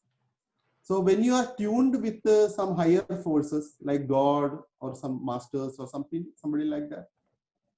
So it is a saying that if something is happening according to your will, very important. If something is happening according to your will, then it is good. But if it is not happening according to your will, it is more better. Why? If it is not happening according to your will, then it is happening according to God's will. And if you are more devoted to God, many times you feel that, oh, this is not happening. What a pathetic condition. But God's know. God know it, what to give and what not to give. Like a child who always want to lick the fire, because fire seems to be so dancing and fascinating.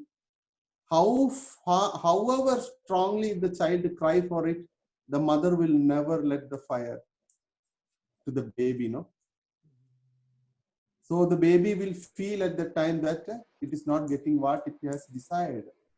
But the mother know, if it is giving, then it is bad for the baby. Mm-hmm. Yes. The only thing is that you should have an intention of some positiveness, but on a higher level of the intelligence, the God know that whether it is suiting for you or not suiting for you in a long term. So try maybe 5 times, 10 times, but if it is not happening, you need to understand that the higher intelligence is blocking it because it is bad for you. Mm-hmm. And just go with the flow. For that, you need to be tuned with the higher intelligence, God, masters, etc., etc.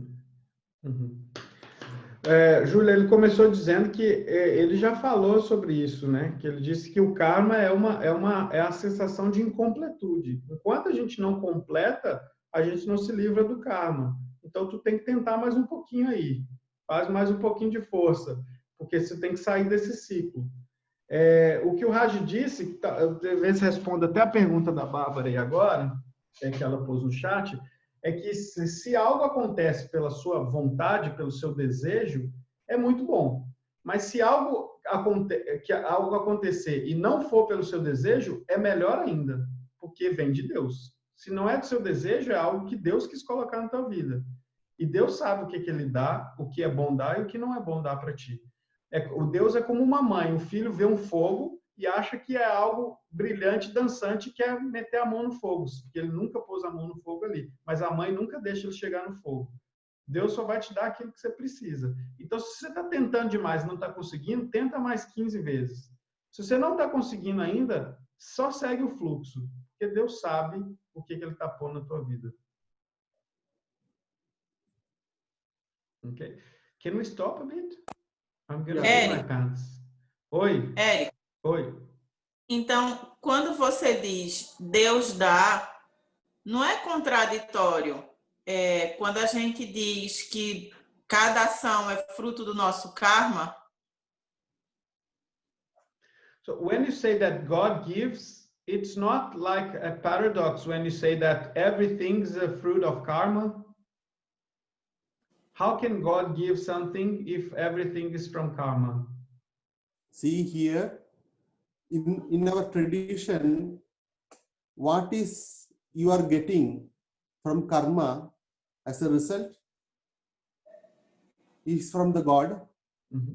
Is actually the fruit of your karma. Mm-hmm. But on the other hand, again, contrary, something bad is happening to you. You are actually categorizing it under the fate. Mm-hmm. So when the positive happens, you use the karma result, karma bhala, as God, because God can only give this, no, positive things. And something bad is again and again happening, you categorize that negative karma bhala as fate. Mm-hmm. Ultimately, it's positivity, so you relate it with the result of positive karma. Mm-hmm. I've got the point. Tá escrito Fátima, mas é a Cícera que perguntou, né? Isso, fui eu que perguntei no... Tá. Ô Cícera, Raj diz que tudo é resultado do karma, mas quem permite tudo acontecer é Deus. Então tudo está conectado a Deus. O que ele disse que é engraçado que as pessoas, às vezes, quando tem um resultado bom, elas agradecem e falam assim, ô Deus, muito obrigado, mas quando é ruim é destino. Ninguém pensa que é Deus também. Mas tudo que acontece na sua vida só acontece porque Deus está permitindo. Mas tudo que acontece na tua vida é resultado kármico. Entende? Sim. Gente, vamos parar um pouquinho, que senão eu vou fazer xixi na calça. 10 minutos, tá? 10h30 a gente volta. Ok. G, 10 minutes, we are back. Okay, thank you. Okay? Okay. Thank you. Thank you so much. Yes. Yes, we're here.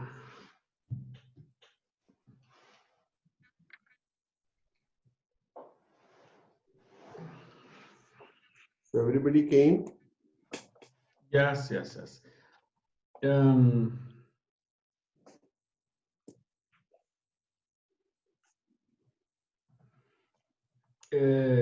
Natalia is asking, where can she find more information about karma? Where can she study more about karma? There are many books written from India that describe about karma. Yes. Natalia, and the more you can see from your daily life. Yes. Yes. A Natália perguntou onde ela pode estudar mais sobre o karma. Em qualquer literatura clássica indiana, o que eles vão estar falando é sobre karma. Mas mais do que isso no seu dia a dia.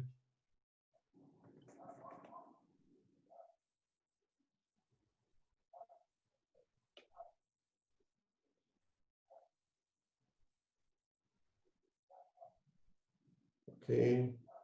Just a moment. Rosane, se tu puder reformular a tua pergunta, eu não entendi, não, tá?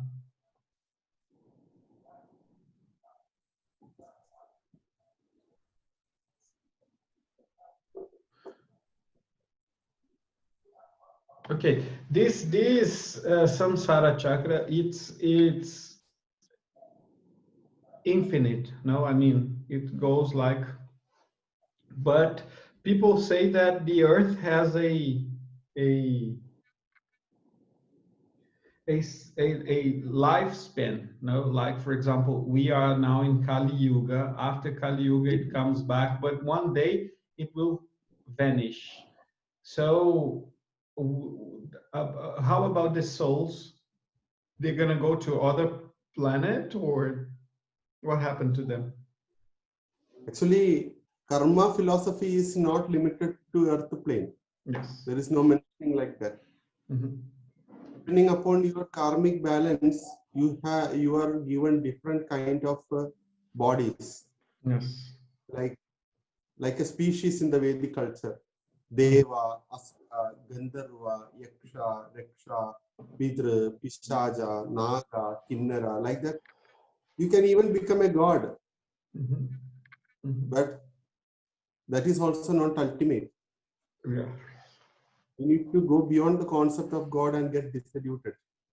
So all this story of karma starts, according to the Upanishad in India. They say that the God, this is not God, the Supreme Soul. Yes. The Supreme Soul decided to become many. Know himself. So it's a play, Leela. We call it as a Leela. Leela. The Supreme Soul, it breaks down into different infinite soul. In a stage of illusion, that is earth, where it is enjoying and suffering and trying to understand itself. Once it understands itself, it comes back and joins. So this is the entire play that is mentioned in the law of karma as Leela. Leela means the play. It's a drama. Once you are on the stage, you forget that big story. You are now a character on the stage. That is the only problem. Ok.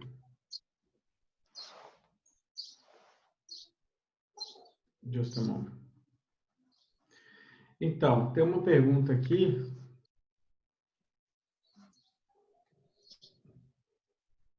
Eu só estou anotando aqui porque eu achei bonito.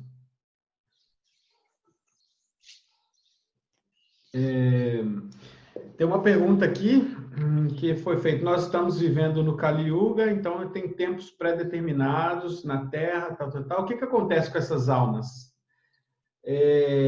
Porque esse ciclo, ele então seria finito, né, da Terra, porque em algum momento ela vai acabar.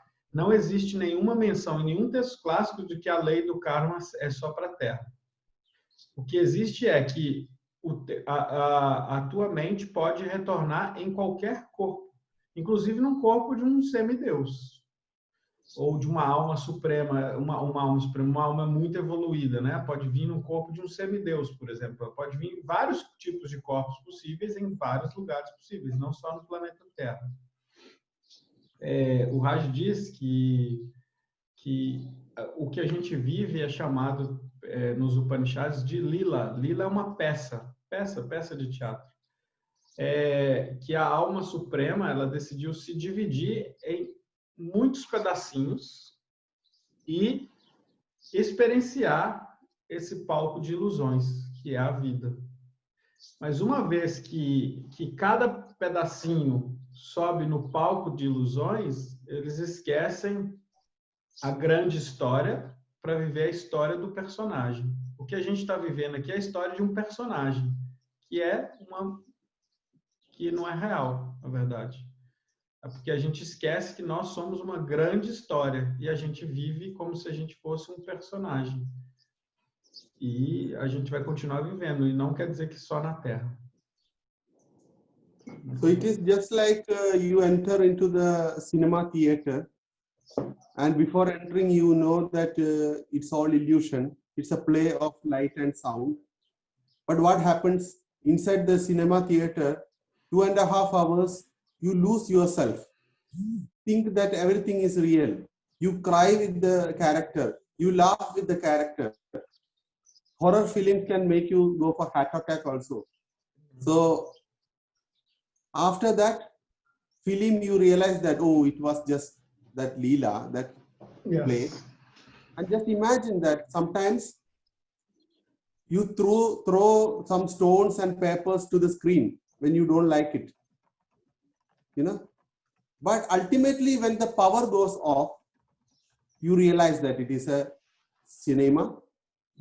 And now you won't shout at the screen. You will look back and scout, and you shout at the projector. At the time you realize that, oh, there is a projector. This was just an illusion. Yes. So this is the realization, self-realization sometimes, you know. O Raj diz que é igual a vida é igual entrar no cinema. Você sabe ali que aquilo que está passando ali é um filme. E você senta, mas durante 2 horas e meia tu se envolve tanto que tu chora com o personagem, tu sente o que o personagem está sentindo, e tu vive 2 horas e meia de ilusão, até que acaba o filme e tu volta à consciência de que, na verdade, aquilo ali era um filme. Às vezes, se, por exemplo, o cinema dá algum problema e tu está envolvido no filme, tu vira para trás e começa a gritar com o projecionista. E você grita com ele, o que aconteceu? E aí você se dá conta, opa, essa que é a realidade. Eu estava vendo um filme. A vida é isso. A realidade é a ilusão. So you are all actors. No? Which is the best actor in Brazil? You can put there. You put there anyone. Wagner Moura. Wagner Moura. So just imagine Wagner Moura, who is a multi-millionaire and a very good actor. He's playing in a movie as a beggar. So he behaves like a beggar, he acts like a beggar to make his role better. But just imagine that man after the shooting, after the cinema, still behaving like a beggar, then there is a problem. So you need to understand, here this person is a soul. Okay? This person is a soul. So he need to realize that, okay, this is just an act. I am acting like a beggar. In the next film, I will act like a dancer. In the next film, some other role. But I am this person. So this is the idea behind that. You are all actors, no?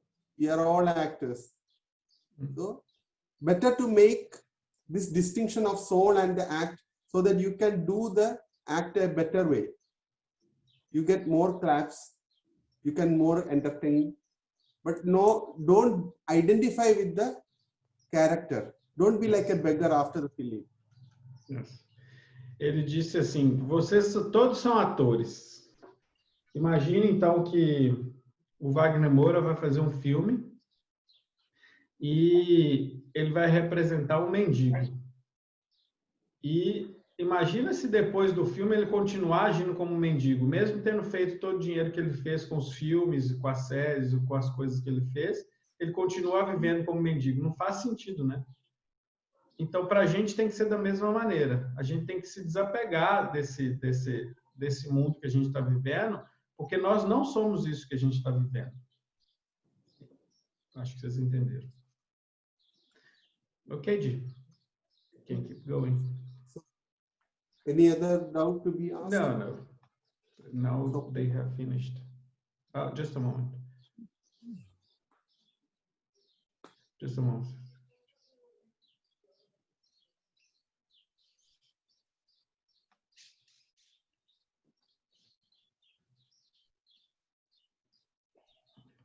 So, as we understood that many of the problems and diseases comes by the karma.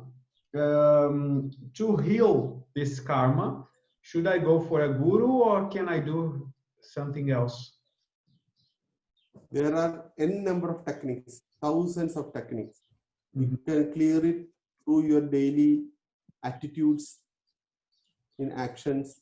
You can chant, you can pray, you can do fasting, you can take the medicines, herbal medicines inside.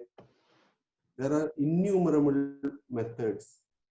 You can use any techniques in yoga, innumerable techniques. O Raj foi perguntado aqui pelo Volney como faz então para limpar os karmas, né? Ele diz que existem milhões de técnicas, na verdade.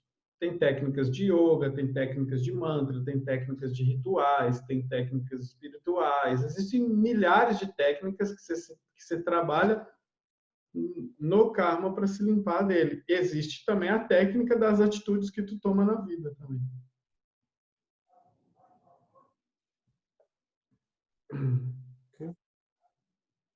Ok. Everything? Yes, finished. Oh. Yes.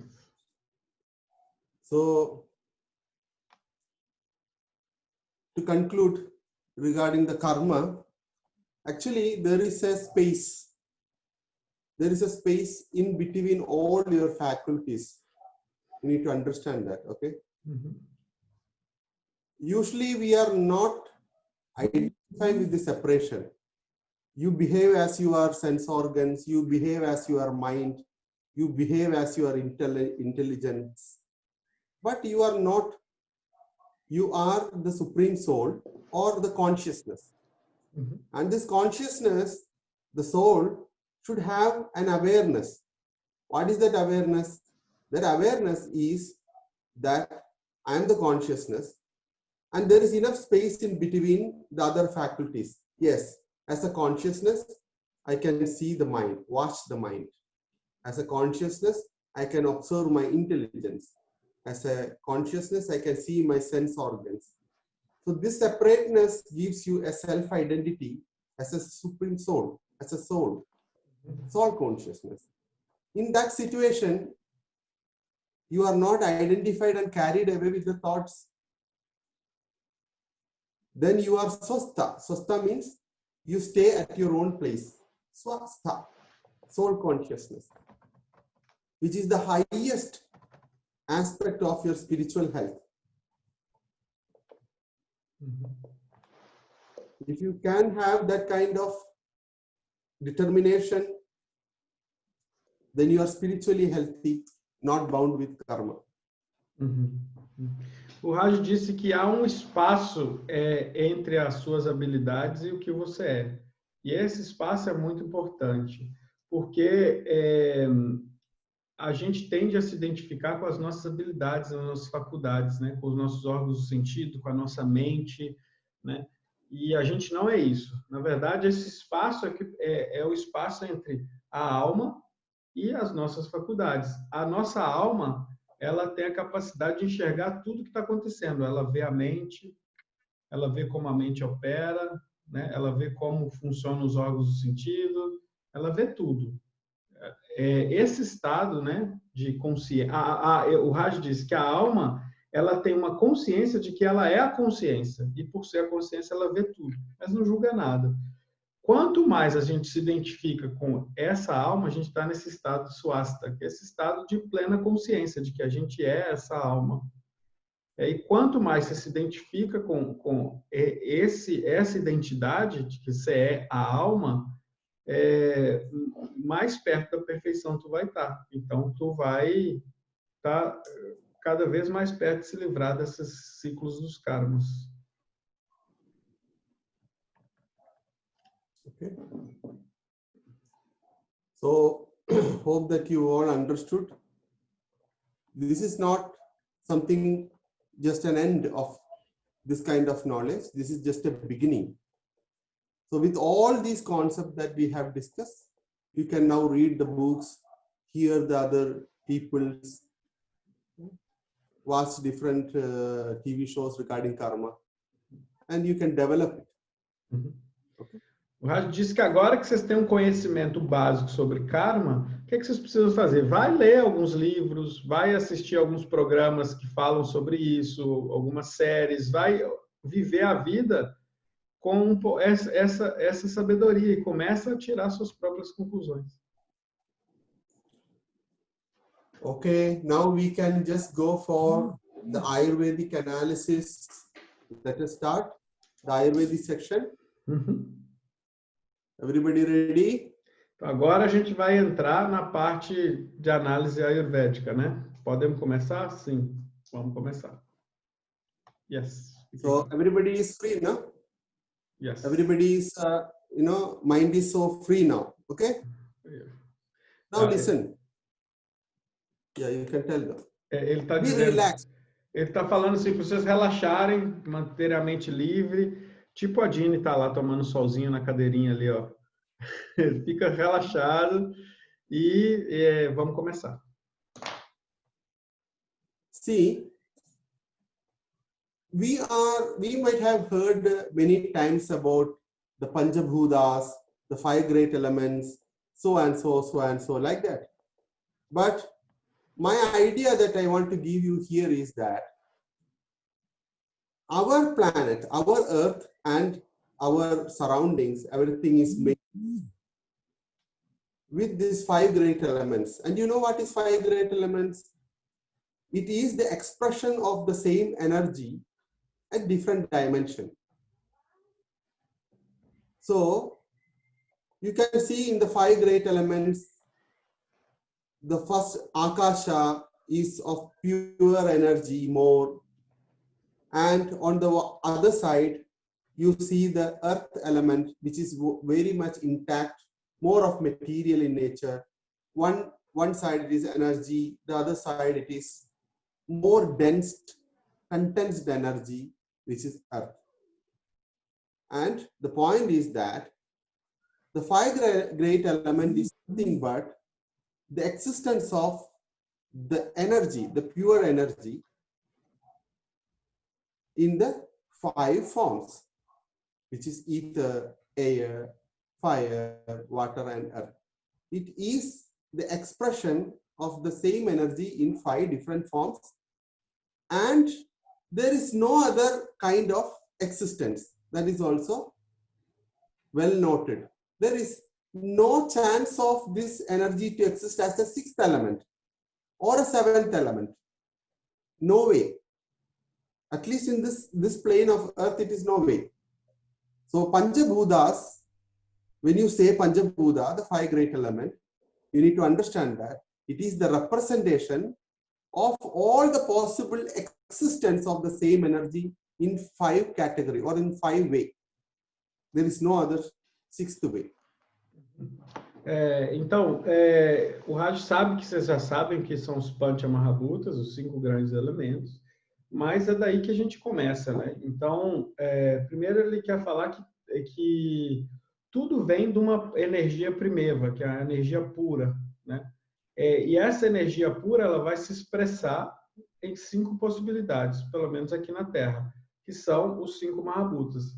Entre Akasha e Prithvi, a grande diferença aí é que Prithvi é muito mais denso, e Akasha é muito mais energia. Mas esses 5 elementos são todas as combinações, são todas as possibilidades de expressão dessa grande energia pura universal. Essa energia pura universal, ela se expressa, pelo menos na Terra, como 5 Mahabhutas. Então, tudo que existe no mundo é expresso por 5 Mahabhutas. So, now we are going to understand that in a different angle. As the energy has its 5 expressions in this plane, all the living beings which are here in this earth plane will be synchronized with this 5 energy. And because of that reason, the human beings also are having in this shape. For example, we have 5 fingers, which represent the 5 great elements. We have 5 sense organs, Jnanendriya. We have 5 sense of expression, Karmendriya. Everything is 5. This is just reminding you that we are in communion with the external universe, and our mean of communication is in the number of 5. Ok? Uhum. Então, tudo que existe no mundo é expresso em 5 grandes elementos, 5 Panchamahabhutas. O que nos faz sintonizar com tudo no mundo, porque tudo no mundo é formado da mesma coisinha. 5 elementos, 5 grandes elementos. E é por causa desses 5 grandes elementos que nós somos como somos, né? E nada é à toa. A gente tem 5 dedos em cada mão por causa dos Panchamahabhutas.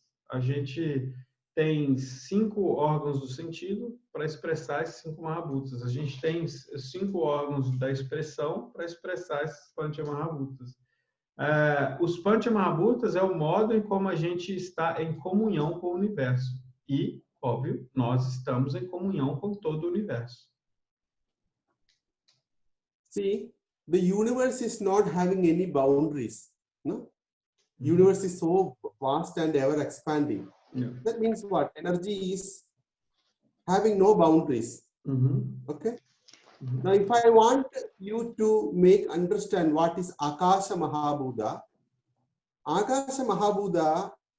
is I'm going to make a border here, okay? A border. Like in the screen, there is a border. The pure energy there is called as the Akasha. It's a vacant space. But when I say space, it is not vacant.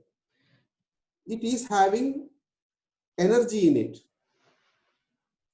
In this concept of Akasha is not just a space, a vacuum space that we have created, but a space with more vibrant energy, pure energy. That is Akasha. Então, a gente precisa compreender que o universo está em expansão. Lembrei de Tim Maia agora. O universo em expansão. O universo está sempre em expansão.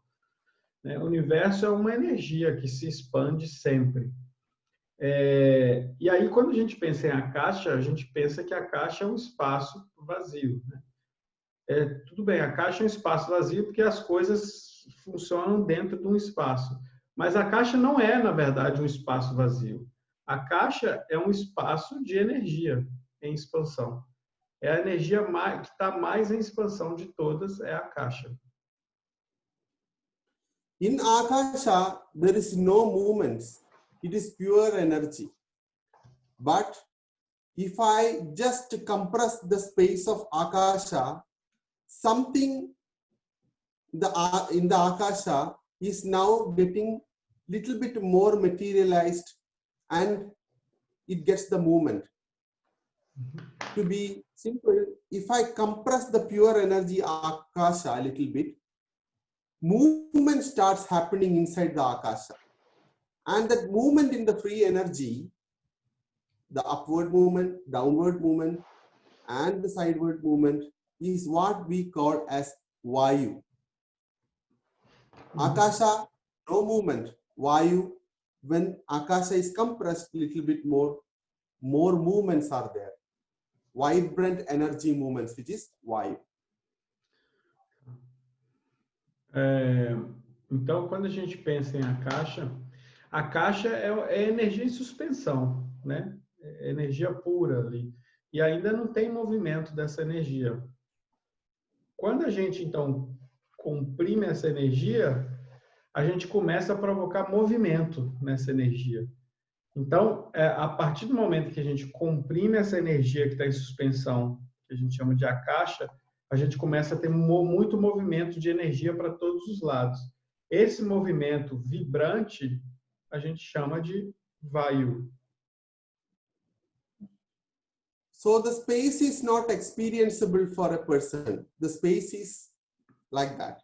But the air you can experience. If a fan happens, you can experience a movement in the free space. When you blow, there is movement in the free space. That is Vayu. O espaço ele não é perceptível pelo ser humano, assim, a gente não consegue perceber ele, mas quando vem o vento, o Vayu, a gente consegue. É como se a gente soprasse o ar na gente, a gente percebe que tem um ar que está chegando na gente. Okay. Now, this Vayu, again, I am going to restrict the movement. I'm going to restrict the movement by compressing the Vayu. Vayu have now upward movement, downward movement, all movement. Now, when I restrict the movement of Vayu, the two movements will be maintained, the upward movement and the downward movement. And there, the entire energy takes the shape of the fire. Because in fire, you can see one end is going towards the unmanifested area, and the other end is trying to fix for the manifestation. Fire is the intermediate area between the unmanifested Akasha and Vayu and the manifested Jala and Prithvi. The fire have two ends. One is unfixed and going towards the infinity. The other one is trying to fix by itself. So two movements. We restricted the many movements of Vayu so that it got the two movements, and the same Vayu appears like the fire in front of our eyes. Ok. Então, quando a gente comprime a caixa, a gente tem vaio, né? Vaio é movimentos para todos os lados. Se a gente comprime de novo, a gente para alguns movimentos e sobra o movimento para cima e para baixo. E aí surge teja, surge o fogo, né? O fogo, ele é muito representativo, porque ele é a transformação, né? A transformação de quê? Olha esse movimento para baixo, para cima do fogo. Para baixo é o fogo tentando se fixar em algum lugar. Para cima é o fogo se perdendo no espaço. Ou seja, entre as coisas mais densas e as coisas menos densas existe o fogo. E o fogo é essa representação do movimento para baixo, se fixando, mais material, e para cima, mais sutil. E, na verdade, tejas é a mesma coisa que vaio, só que com movimento restringido, que é a mesma coisa que a caixa. Now, if you are going to again compress that element of fire, restricting the movement, the upward movement will vanish and there will be only downward movement. And that is why the fire appears to be like water. It's the same energy, but with a different expression. When there is only downward movement, the fire takes the shape of a water and flows downwards. E aí, se a gente comprime mais ainda essa energia, a energia que era teja se transforma em jala. Ela perde a sua expressão para cima para se fixar para baixo, ou seja, ela tem essa energia descendente. Então, essa mesma energia que a gente chama de tejas, agora ela se comporta de uma outra maneira e a gente renomeia essa mesma energia como jala. And now, if we are going to compress again the water, the last one movement, which is downwards, is also been restricted. And what happens? It takes the shape of the earth, which is nothing but the condensed energy, where there is no movement at all. E aí, se por final eu comprimo de novo essa energia, que só tinha um movimento descendente agora, eu barro todos os movimentos, eu fecho todos os movimentos. E aí eu tenho Prithvi. Mas é a mesma energia. So there is no other possibility of a kind of existence of this energy. This is energy gradients, starting from the non-moving state to the multiple moving state to the two moving state to the one moving state and to the totally non-movement state of energy. That is why we have only Panchabhutas. There is no way we can explain it as Shadbhutas or Saptabhutas like that. These are the possible 5 ways that the energy can exist. Okay. Então, é impossível a gente ter 7 Mahabhutas, porque, na verdade, os 5 Mahabhutas é só uma representação da gradiência energética, da mesma energia. A mesma energia, gradativamente, ela muda o seu movimento, até chegar no não movimento, que é Prithvi, né? Então, na verdade, a gente está falando das mesmas energias e da relação de movimento diferente entre elas. E todas as possibilidades de movimento estão sendo representadas pelos Pancha Mahabhutas. Não são 7 Mahabhutas, são 5 e vão ser 5. And now, the next point that we need to understand is that Sarvam Dravyam Panjabhaudigam Asminarthe. The entire universe is made up of this Panchamahabhuta. That includes everything. Everything is made up of Panchamahabhuta. Even our body is also made up of Panchamahabhuta. And the universe is also made up of Panchamahabhuta. So there is a soul, supreme soul out there, and there is Panchamahabhuta. And here we have a individual soul and Panchamahabhuta. So the bigger dimension of the bigger soul and the Panchamahabhuta, what we call as the universe, is Brahmanda. The miniature form of the same with the individual soul and the Panchamahabhuta is Pindanda. So Brahmanda and Pindanda, which is just nothing but the reflection of one and the same. Yes. Okay. Então, a gente tem tudo no universo, então é composto de 5 Mahabhutas. A gente tem uma grande alma que criou o universo, né? Esse universo criado é feito de Pancha Mahabhutas.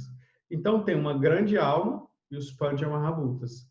Aqui no meu corpo eu tenho uma alma e os Pancha Mahabhutas. A mesma coisa que é o universo sou eu. O universo a gente chama de Brahmanda, que é o universo de Brahma. O universo particular, a gente chama de Pindanda. E somos compostos da mesma coisa. Alma e Pancha Mahabhutas. If you want to understand about the universe, yat Brahmandam tat Pindandam. It is the same way that the universe is there. We are also made in the same form. So experiment with our daily lives will give you an understanding of the 5 great elements and also the knowledge of the self, supreme soul. Mm-hmm. So it is an inner journey. The more you go in as an inward journey, you are now blessed with the wisdom of the entire universe.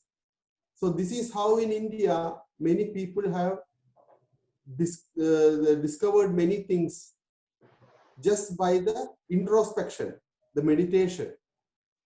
Because what the universe is having, we have. So it is just better to close the eyes to see better. Uhum.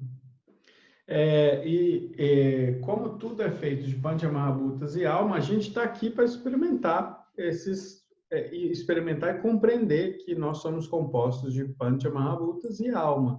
Só que a gente só vai ter uma percepção não ignorante quando a gente fizer essa jornada para dentro. Porque para dentro é só uma cópia de tudo que está no universo, né? Essa jornada para dentro vai nos fazer compreender todo o universo. É por isso que na Índia tem a maior parte das descobertas que existem no mundo hoje, elas foram feitas na Índia, mesmo que não deram a verdadeira titularidade aos indianos. Por quê? Porque tem muitos sábios lá que já sabiam que essa investigação é interna. Se eu quero descobrir algo, eu tenho que só olhar para dentro, não para fora, porque aqui dentro é uma cópia lá de fora.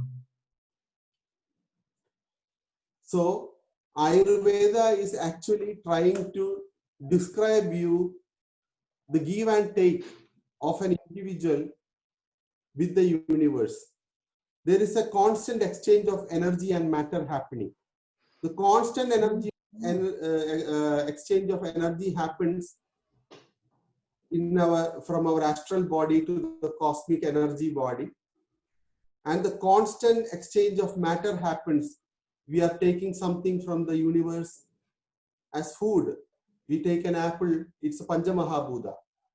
That apple we eat, and it is going to become a part and parcel of our body.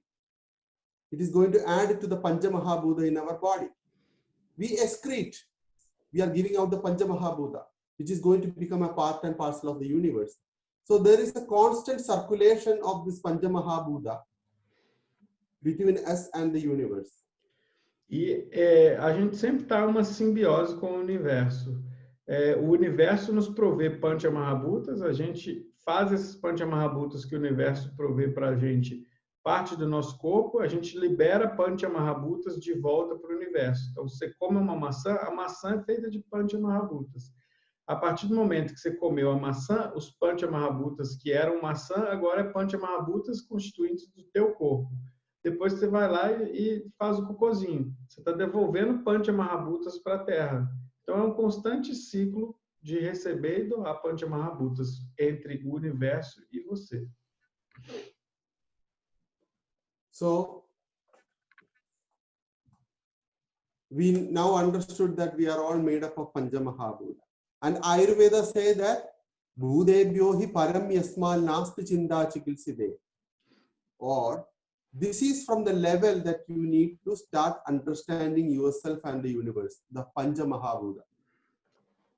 Então, a Ayurveda ela diz que é a partir desse nível que a gente tem que começar a entender o universo, né? Todo o universo tem que ser compreendido a partir dos Pancha Mahabhutas. But when it comes to the Ayurveda just categorize these three kind of energy, the five kind of energy, the five great elements into the category of three. That means Ayurveda say that we need to visualize the Mahabhutas in a combination. And that combination is Akasha and Vayu. Togetherly, we need to visualize as Vata dosha. And the Tejas and a part of the water, we need to visualize together as Pitta dosha. And the earth, the last one, the Jala and the Prithvi, we need to visualize it together as the Kapha dosha. So what we have done here, we have a special kind of vision on the Panchabhuta by categorizing the five great elements into the categorization of three. The five entity to three entity. And this is for the treatment purpose. E aí, o que a Ayurveda faz?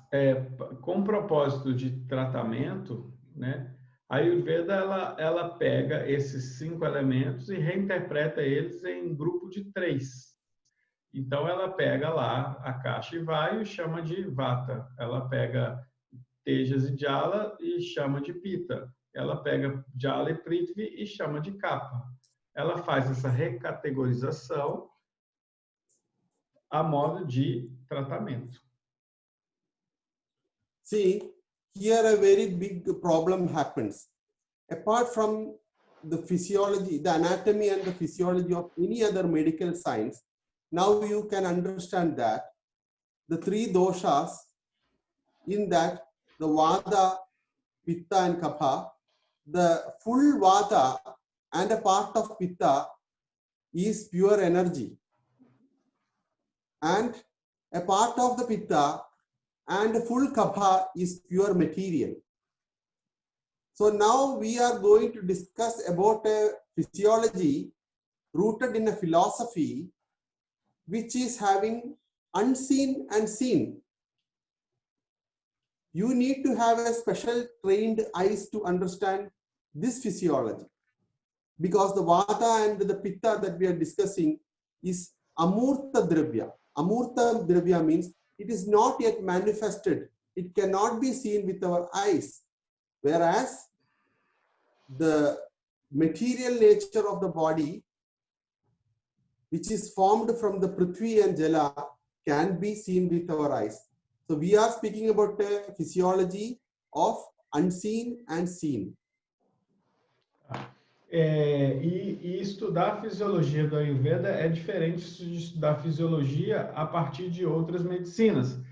Porque se vocês forem olhar, Vata e metade de Pitta é pura energia. Metade de Pitta e Kapha é pura matéria. Então, só pegar os elementos, né? Os elementos mais densos e menos densos. Então, Vata e metade de Pitta a gente chama de Amurta Dravya, que são substâncias que a gente não vê. Então, estudar a fisiologia do Ayurveda é estudar ao mesmo tempo o visto e o não visto. E por isso que a fisiologia do Ayurveda é bem diferente da fisiologia de qualquer outra medicina. E aí o Raj disse que vocês têm que abrir a cabeça, porque muitas coisas dentro da fisiologia e anatomia do Ayurveda estão no não visto também. E a gente está acostumado a só estudar o que a gente vê. In other way also, in the yogic system, you have got an energy body which is pure energy, and you have got a gross body, which is pure material. Uhum. Your existence itself is both spiritual and material. You cannot be a spiritual being without representing a material nature. Uhum. So Ayurveda is that science that say Sarva Margeshu Madhyama. Middle path we need to choose. Why? Because we cannot be very extreme to spirituality. If you are going more spiritual way, you lose the material nature. And if you are more moving towards the material way, you lose the spiritual nature also. In the extremities, you lose the another. Yes. You cannot go more spiritual. You may lose your body. You cannot be more material. You may lose your soul. Uhum. So it is the middle path that we need to travel to understand Ayurveda. Yes. Então, quando a gente pega o yoga também fala do corpo energético e do corpo físico, né? A Ayurveda costuma dizer para que a gente tem que aprender nós, por sermos físico e espiritual e energético, a gente tem que aprender a escolher o caminho do meio. Se tu tem se tu vai para o extremo da espiritualidade, tu perde teu corpo. Se tu vai para o extremo do material, tu perde tua espiritualidade. Então a Ayurveda ensina que o melhor caminho é o caminho do meio. So this is the greatest challenge for a student to study the Ayurvedic anatomy and physiology. This you need to underline this point, because we may have to deal with a subject which is not at all visible with your naked eyes. That create a very high challenge in understanding the Ayurvedic physiology and philosophies. E esse é o grande desafio da Ayurveda hoje, quando a gente vai estudar, é que muitas coisas da fisiologia da Ayurveda não vão ser vistas com nossos olhos. E a gente tem que começar a aceitar que parte da fisiologia é do não visto também. So, Ayurveda understand this kind of things, and apart from that, in the first slide, first sloka, you can see that Visarga Adana Vikshepayaha Soma Surya Anilastada Dharayandi Jagadega Kaphapitta Anilastada. So, you know that whenever we speak about the earth, we speak about the sun, moon, and the wind. Whenever we speak about Ayurveda, we need to talk about the sun, moon, and the wind in the form of Vata, Pitta, and Kapha, like that. And whenever we speak about yoga, again we cannot avoid the Ida, the Pingala, the Sushupna, which is again the sun, moon, and the wind channel. Mm-hmm. So everywhere these three forces come. When I say the sun, moon, and the wind, you need not confuse it with the physical realm of the sun, moon, and the wind, but these are the three forces that governs and sustains the universe and our body. Quando a gente vai estudar o universo, né, a gente fala de três forças que a gente nomeia como a Lua, o Sol e o vento. Não confundam isso com a Lua, o Sol e o vento físico que vocês veem aqui agora. Mas são princípios energéticos que governam o universo. Assim como há a Lua, o Sol e o vento, há o Kapha, o Pitta e o Vata no nosso corpo. Se a gente for estudar yoga, o yoga vai falar da mesma coisa, vai falar de Ida, Pingala e Sushumna Nadi, que é Sol, Lua e o vento transportados para os nossos canais corporais. Então, na verdade, falar do universo e dos princípios universais, Sol, Lua e vento, é falar de Ayurveda, Sol, Lua e vento a partir de Kapha, Pitta, Vata, é falar de yoga a partir de Ida, Pingala e Sushumna. Even in yoga, your head, your Sahasrara chakra represent the moon principle, where the Shiva is sitting. Your Kundalini in the Mooladhara is the sun principle.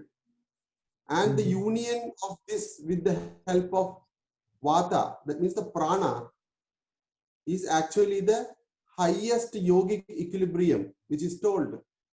So everywhere you will find the sun, moon and the wind principle. Esses princípios, o Sol, a Lua e o vento, eles são universais. Você vai achar em todos os lugares. No yoga mesmo, você percebe que a Lua, quando você estuda, você entende que a Lua é o princípio que governa a cabeça, né? O Sahasrara Chakra. O Sol é o princípio que governa o Muladhara Chakra. E entre eles há uma conexão que se faz com prana, que é o vento. So, if that is the yogic equilibrium for the yogic health, what is the same represented in Ayurveda? So they say that yes, the sun, moon and the wind principle is there in our body. The sun in the form of Pitta, the moon in the form of Kapha, and wind in the form of Vata. Então, se o Sol e a Lua e o vento são os princípios do equilíbrio do universo, né? E aí a gente tem Muladhara, Sahasrara e a união dos dois a partir dos outros chakras.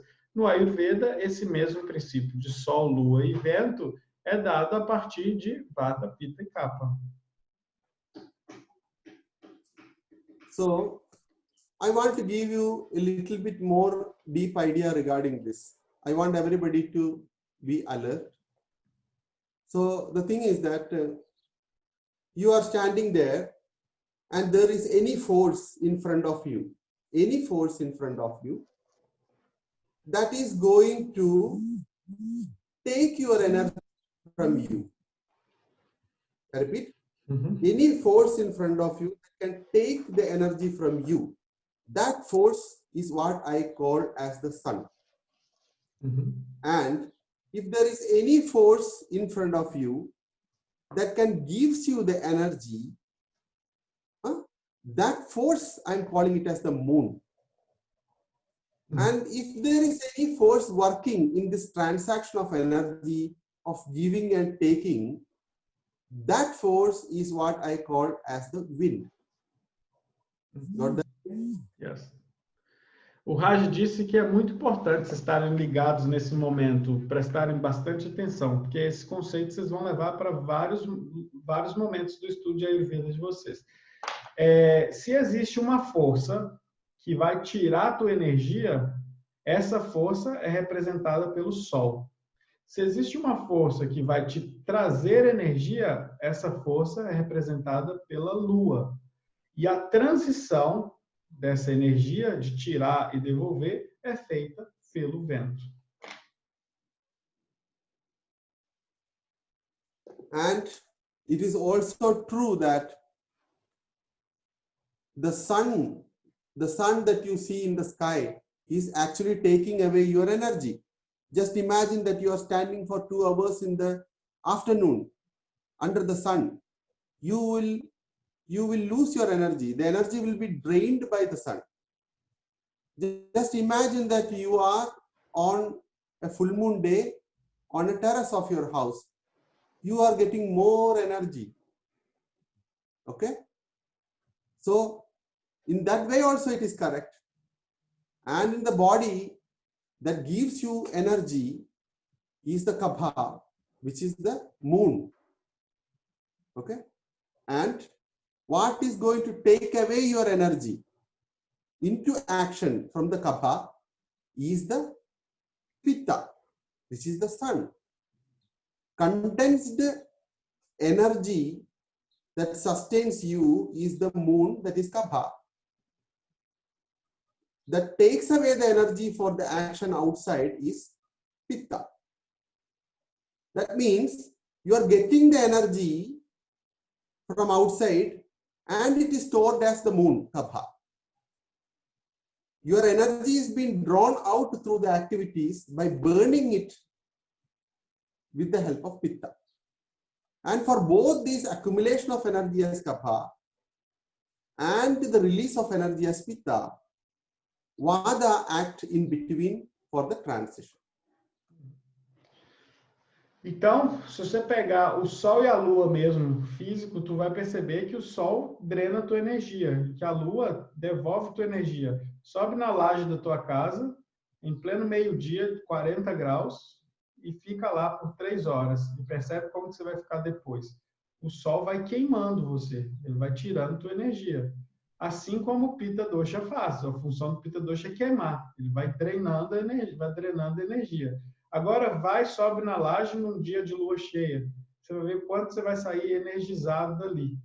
Então, a ideia da lua é armazenar energia, como faz o Kapha Dosha. E a transição disso é feita pelo Vata Dosha. Got this idea? So now this is the time we go for a discussion. Yes.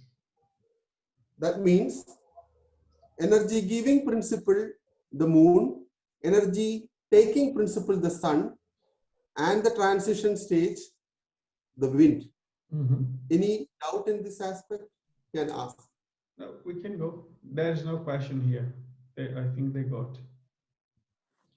So this is the way that we are understanding the Vata, Pitta, and Kapha. Mm-hmm. So they say that Visarga Adana Vikshepayaha Soma Surya Anilastada Dharayandi Jagadeva Kapha Pitta Anilastada. How the universe is sustained by the taking and releasing and sustaining principle of energy, like the sun, moon, and the wind does. The same way your body is also doing it with the help of Tridosha, Vata, Pitta, and Kapha. Yes, Brahmandam Tat Pitta. Yes. Então, há sloka que fala, da mesma maneira que no universo a energia é dada, retirada e é mantida, o corpo também funciona assim. Só que no universo, a gente vai entender isso a partir das energias fundamentais do Sol, da Lua e do vento. No corpo humano, pelos tridoshas, Vata, Pitta, Kapha. So, from one of the sentences from Mairiji, the second sloka in the slide, he said that Agnireva Sharire Pittandargadam Kupita Kupita Shubha Shubhani Karotiya. That means Agni that we are speaking about in the form of Panchamahabhuta. Okay. Now it is there where in your body? Pitta Andargada. It is there located in your Pitta. And he say that Soma eva Sharire Sleshmandargada. When I say about the cold principle, the moon, where it is in your body, it is there inside your Kapha. Like that. And Vata is just like a transition in between this one. That I am going to explain later. Okay. Então, toda vez que eles estão falando do Sol e do princípio quente do Sol, onde esse princípio está armazenado no teu corpo? No dosha Pitta.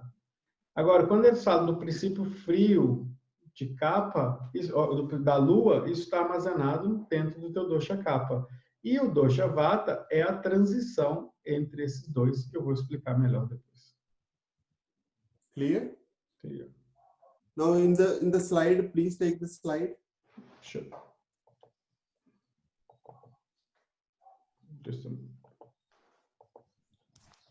The third slide.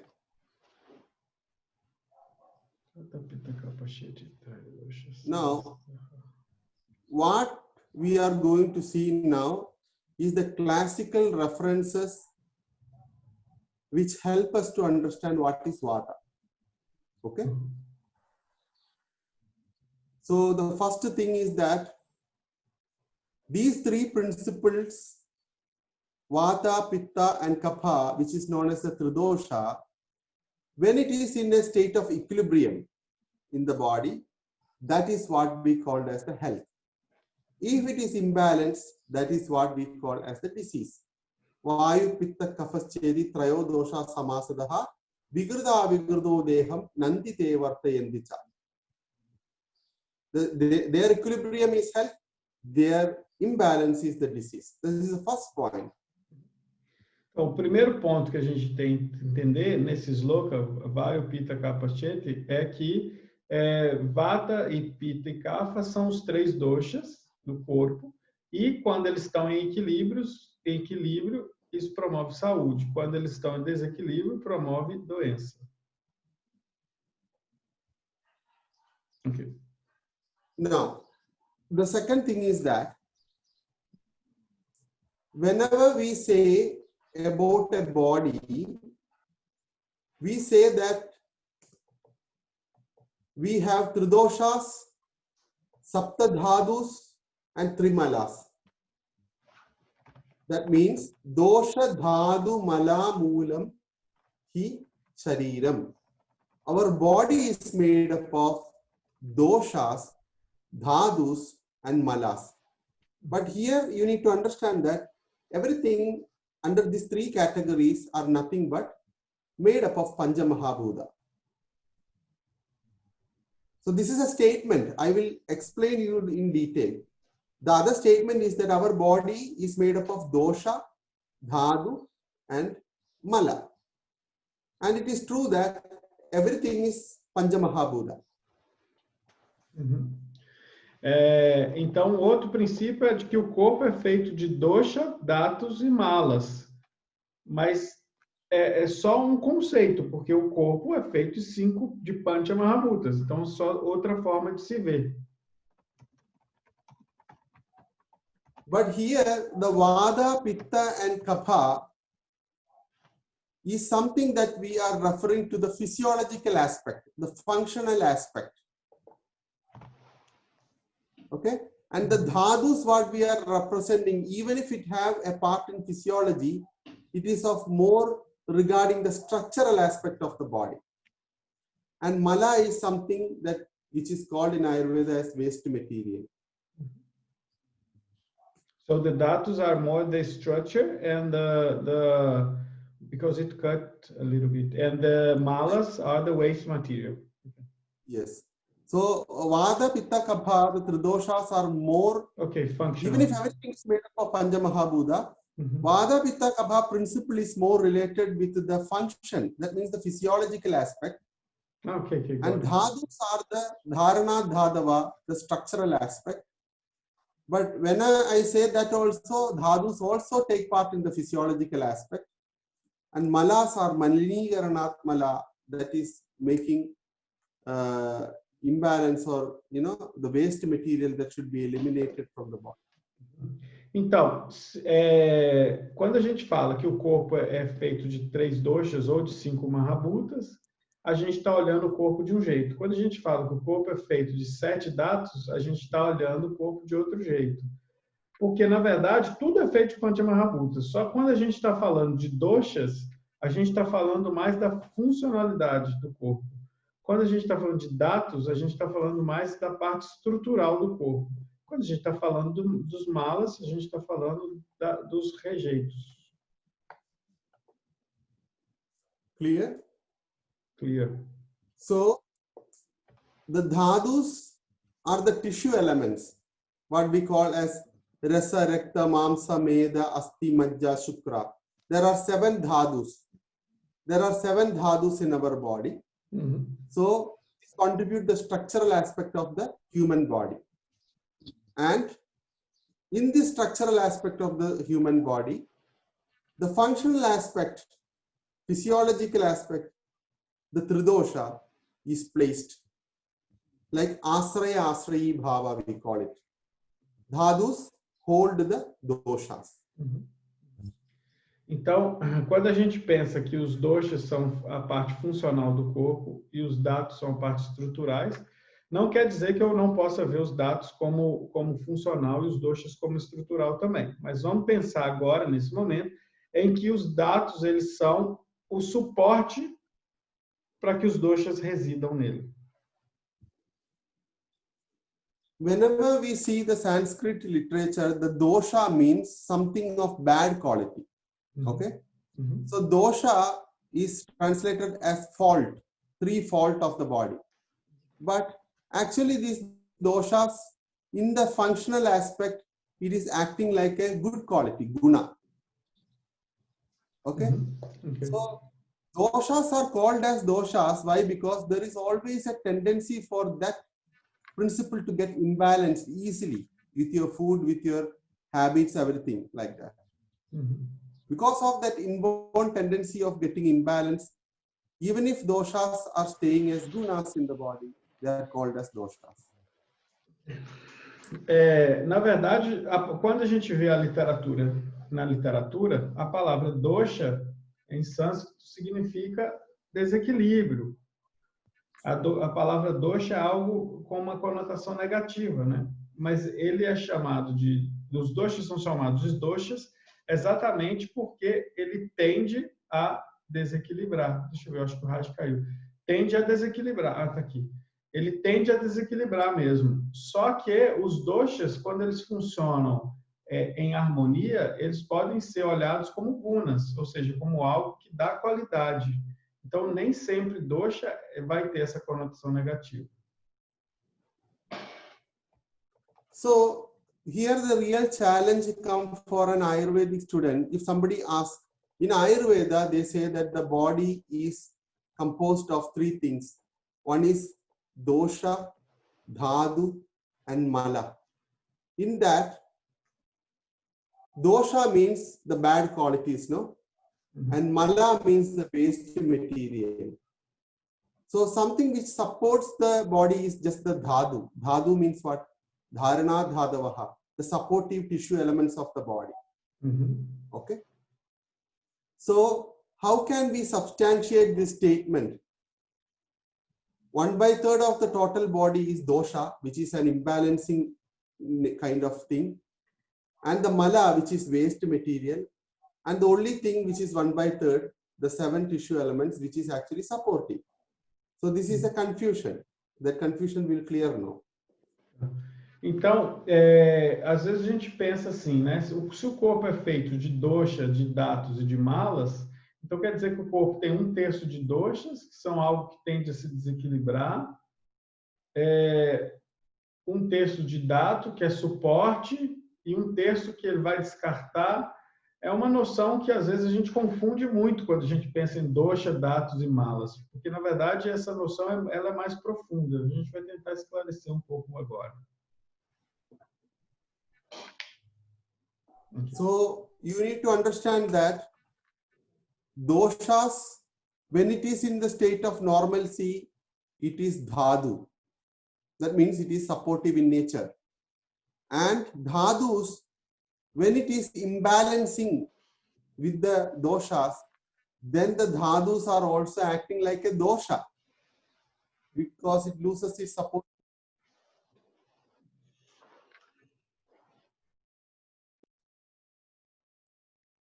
And mala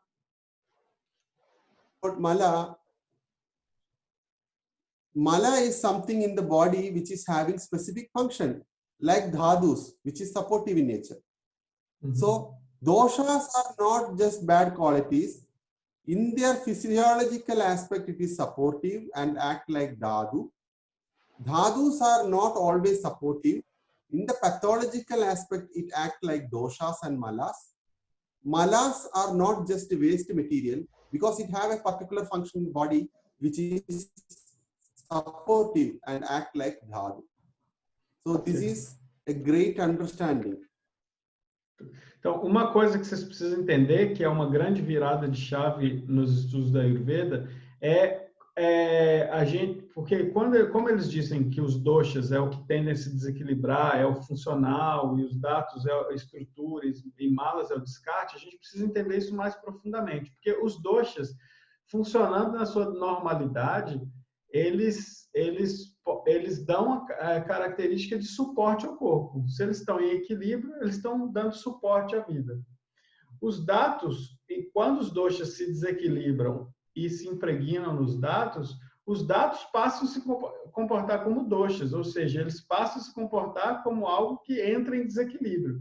Então, quer dizer, o dosha pode se comportar como dhatu trazendo suporte para o corpo.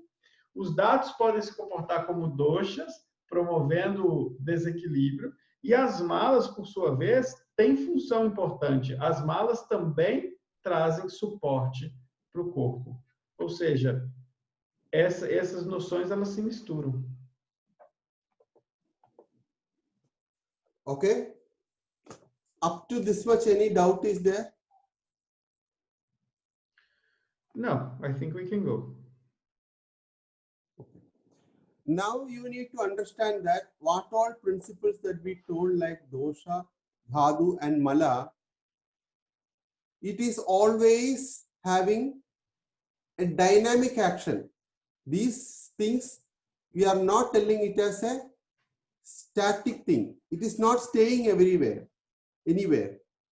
It is constantly circulating in the body. Within the srotas, srotas means the channels. There is vata circulating, pitta.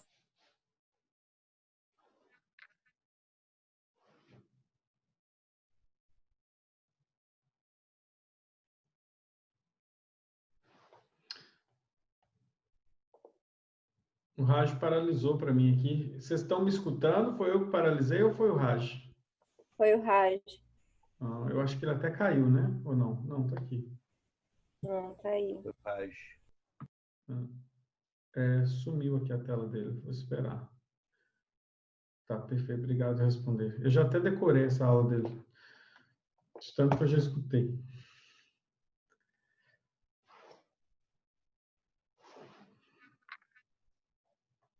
Agora, quem está na tutoria, é engraçado como ele tem maneiras diferentes de explicar a mesma coisa, né? É uma habilidade incrível. Eu estava pensando muito nisso. E lá na tutoria ele explicou com outro olhar, também porque foi mais aprofundado, mas aí aqui ele explica com um outro olhar. Mas é a mesma coisa, ele traz a mesma coisa. Assim, ele traz a mesma coisa. Muito louco. Ele parou na parte em que ele fala que tudo está circulando no corpo, né? Tanto os doshas como os dhatus, tudo. E aí ele caiu, eu não escutei mais. Não sei se quem entende inglês escutou. Vamos esperar ele voltar. A gente já está quase acabando. Deixa eu só ver aqui. Eric, ¿te puedo hacer una pregunta mientras? Soy yo, Mariana. Claro, Mariana. No, porque vi que ahí también habían preguntado cuando dijo lo del sol y la luna, de que el sol quita energía sí. y que la luna la brinda, que también se considera el sol una fuente de prana, o sea que en realidad en algún punto de alguna forma nos da, también cuando elegimos nuestros alimentos, que se hace esta evaluación de que los alimentos más sádvicos es los que más prana tienen porque son los que les dio el sol directo, los cereales, los vegetales, legumbres y frutas. Entonces, nada, preguntar cómo se aclara eso, si es realmente, porque habían preguntado ahí, si nos exponemos todos los días un poquito al sol, obviamente no en horarios del mediodía que nos lesione la piel, pero digo, de algún modo el sol nos debería dar así directo energía, ¿no? Me parece. Che, mira, porque el dosha pitta es como una cosa que hace la transformación, ¿no? Entonces, si tiene movimiento es porque hay una transformación también.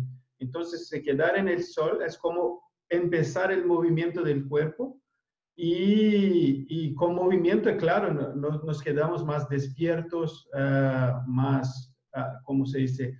Para hacer las cosas del día, ¿no? Lo que pasa es que la parte que es nutritiva es una parte que es de la luna, no es del sol.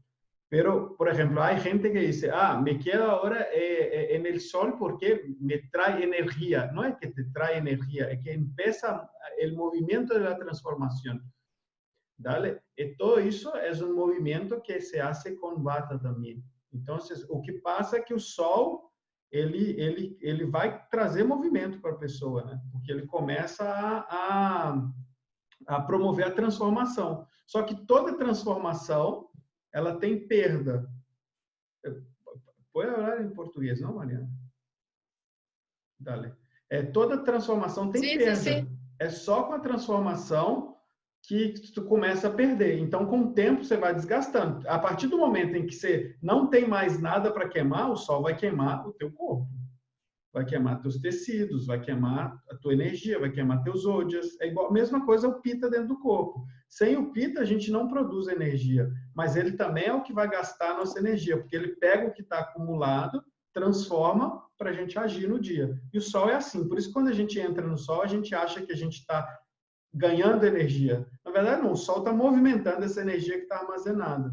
E é assim que o universo funciona, e dentro do nosso corpo é assim que funciona com os 3 doshas. Então, não é que você não possa tomar sol. O sol é importante, né?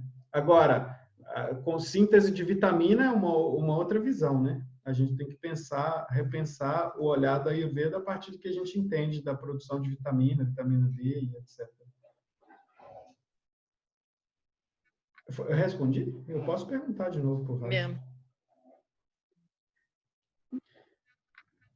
Sí, no, está, ahora entendí más.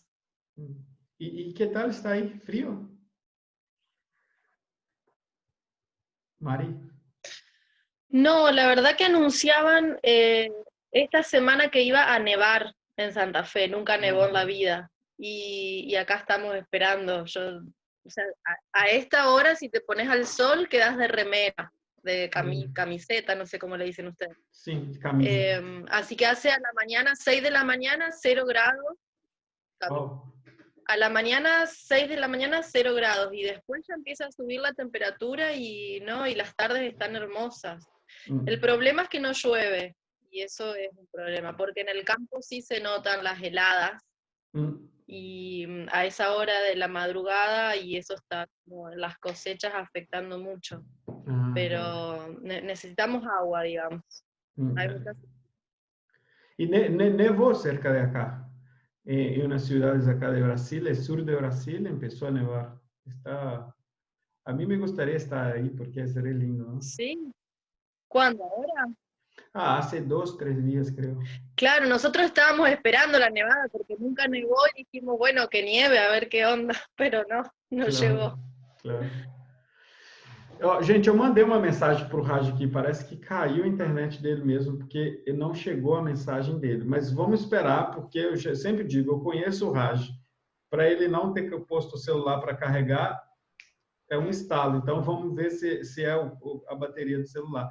Se ele não voltar, a gente dá uma parada e retorna na próxima aula. Oi, quem chamou? É Cícera. Diga, Cissa. Eu só estou vendo umas bananas lá no fundo e você eu não vejo. Ave Maria, minha câmera tá virada. Vai Tua câmera tá virada. Ô, Cícera, tu não tá vendo que tua câmera tá virada, é? Não sei como é que isso acontece. Como que você não vê isso, mulher? Isso é um absurdo. Que absurdo. Gente, é piada. E agora? Cícera, tu não tá mexendo na câmera, mas tem problema. Sua voz já traz uma felicidade plena aqui. Meu Deus, então eu vou pro lado da banana. Pera. Então vá pro lado da banana. E agora? Pô, você estava do outro lado do computador, você pôs sua webcam ao contrário, Cícera.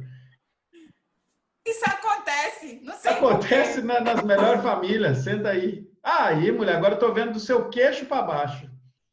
Ave Maria, do meu Levanta queixo para baixo. Levanta um pouquinho que eu quero ver essa cara linda aí. Aí, agora eu tô vendo. Então eu vou assistir a aula agora segurando o iPad para cima. Maravilha. Saudade, Cissa, saudade. Também. Me explica, por gentileza, melhor essa questão de que o Sol tira energia e que a Lua traz energia. Eu dei uma vatada. Esse conceito ele é muito importante quando a gente vai estudar Ritucharya mais profundamente. Tu desligou tua câmera aí, mulher. Relaxa, eu vou te ouvir. Então tá bom. Então me fala, se você perder aí, você me avisa. Quando a gente vai estudar Ritucharya, a gente tem que entender isso, né? Porque talvez se você pensar no corpo, tu entenda isso mais fácil. Quando tu põe fogo em algo, tu gasta a matéria desse algo, né? Esse é o princípio do Sol. quando tu esfria algo, tu dá estrutura para esse algo. Por isso que kapha é frio. Porque a nossa estrutura corporal, ela é fria.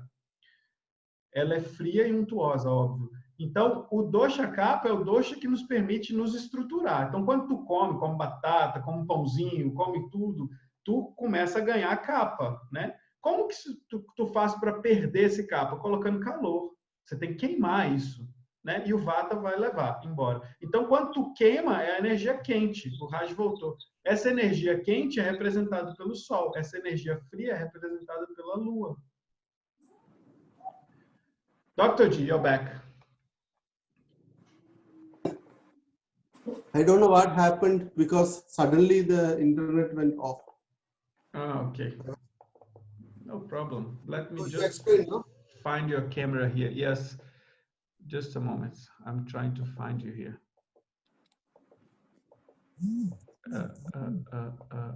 Okay, you're here. Got it. So we are about to end, but you tell me when you finish, it's finished. Okay? Yeah. No, I want to see, I can tell like this and go, but the thing is that whether they got it, because we told many things now. We told about the 5 aspects of the energy and its representation of as 5 great elements. Now we told that how we categorized it into the 3 doshas.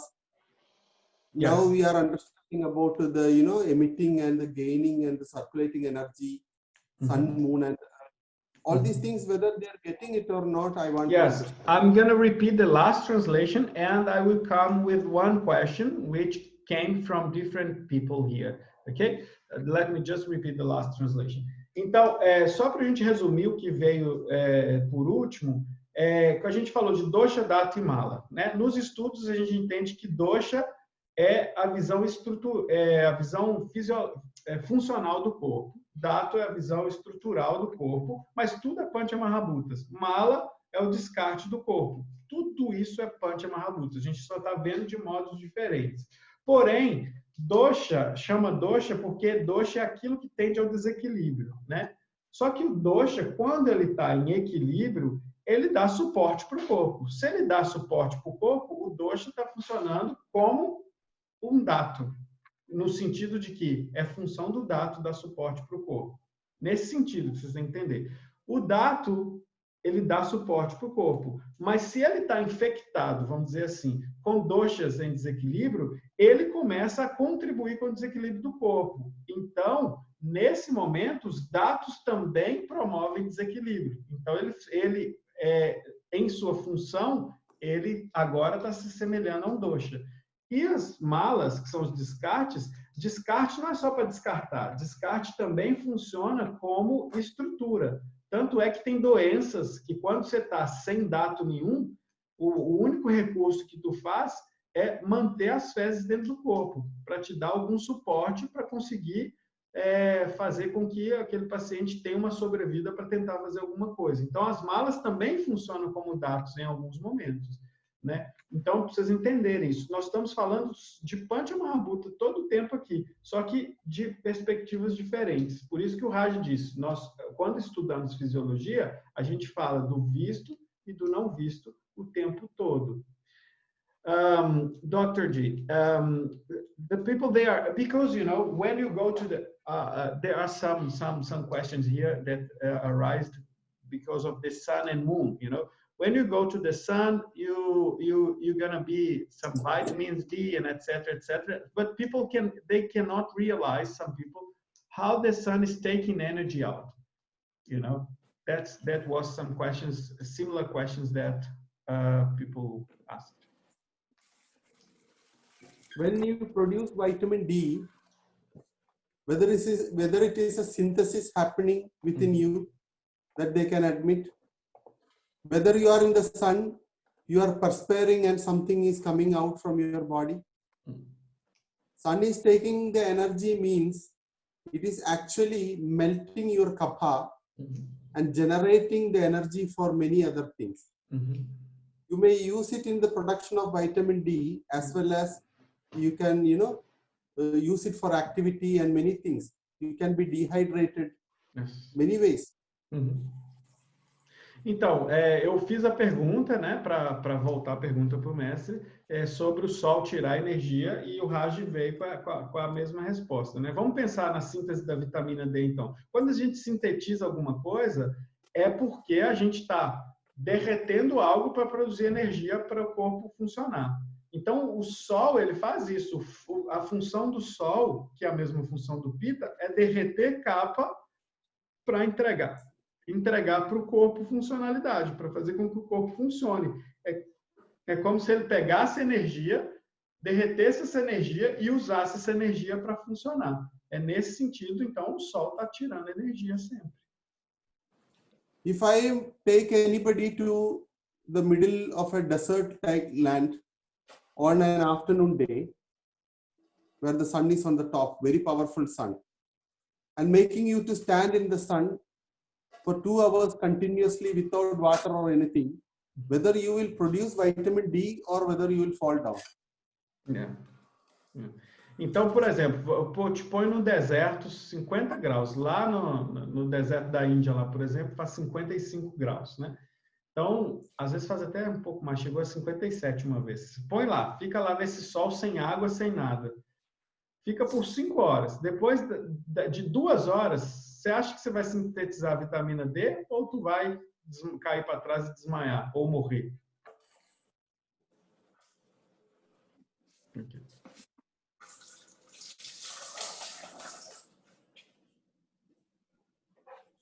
When you are in the sun, do you feel that you are exhausted or you feel more energetic walking in the hot sun?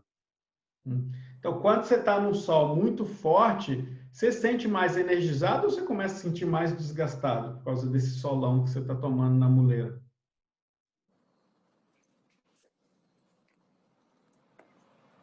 I hope that they understood, no? Eu acho que nesse momento vocês conseguiram entender, então. Yes, I think so. Any question other than this? Alguém tem alguma pergunta? Ao invés de escrever aqui, abre e faz a pergunta, que eu já traduzo na hora aqui para o Raj. Eric, então, será que a gente podia pensar, não que ele tira energia, assim, que ele rouba energia da gente, mas que ele pega essa energia para fazer o processo de transformação. Então, que ele... Mas se ele pega, ele está tirando, né? Mas eu acho que dá, assim, quando fala tira no começo, deu aquela ideia como se só roubasse, sugasse a nossa energia. Na verdade, ele não está sugando para tirar e jogar fora, ele está usando isso para fazer os processos de transformação que, na verdade, acabam gerando outras vantagens. Quando você transforma, tu vai perder energia, não vai? Então faz sentido falar que tira energia. Mas é só uma questão de interpretação. Mas é essa energia que está sendo tirada para fazer as transformações do corpo. Ele transforma. É importante. Sim, ele muda, faz de uma coisa e vira outra, né? Sim. Como o oxigênio se transforma, ele é queimado para gerar energia para a gente. A nossa energia, ele tira o mesmo sentido de transformar para fazer as funções que a gente precisa, né? Yes. She's just trying to understand. It's not like the sun is just taking energy, and losing energy. He's taking energy because you need to use this energy for something, to produce movement, produce many things. Yes. Correct. That is true. Yeah. We are only concerned with whether the energy is adding to the body or release. For example, I will tell you. When I say about Pitta Prakopa, okay, what is actually happening? You take any season and just think in that way. I don't know whether they will understand. Just for your understanding, I'm telling. Okay. When somebody say that there is a Pitta Prakopa happening. In the in which season Pitta is happening? Vayur Grishma Adishu Trishu Varsha Adyo Pittasya Sleshmanaha Shishiradishu. Actually, there is actually a connection, no? Yes. When I will get you that connection because I need to connect it now and show you. Just 1 second.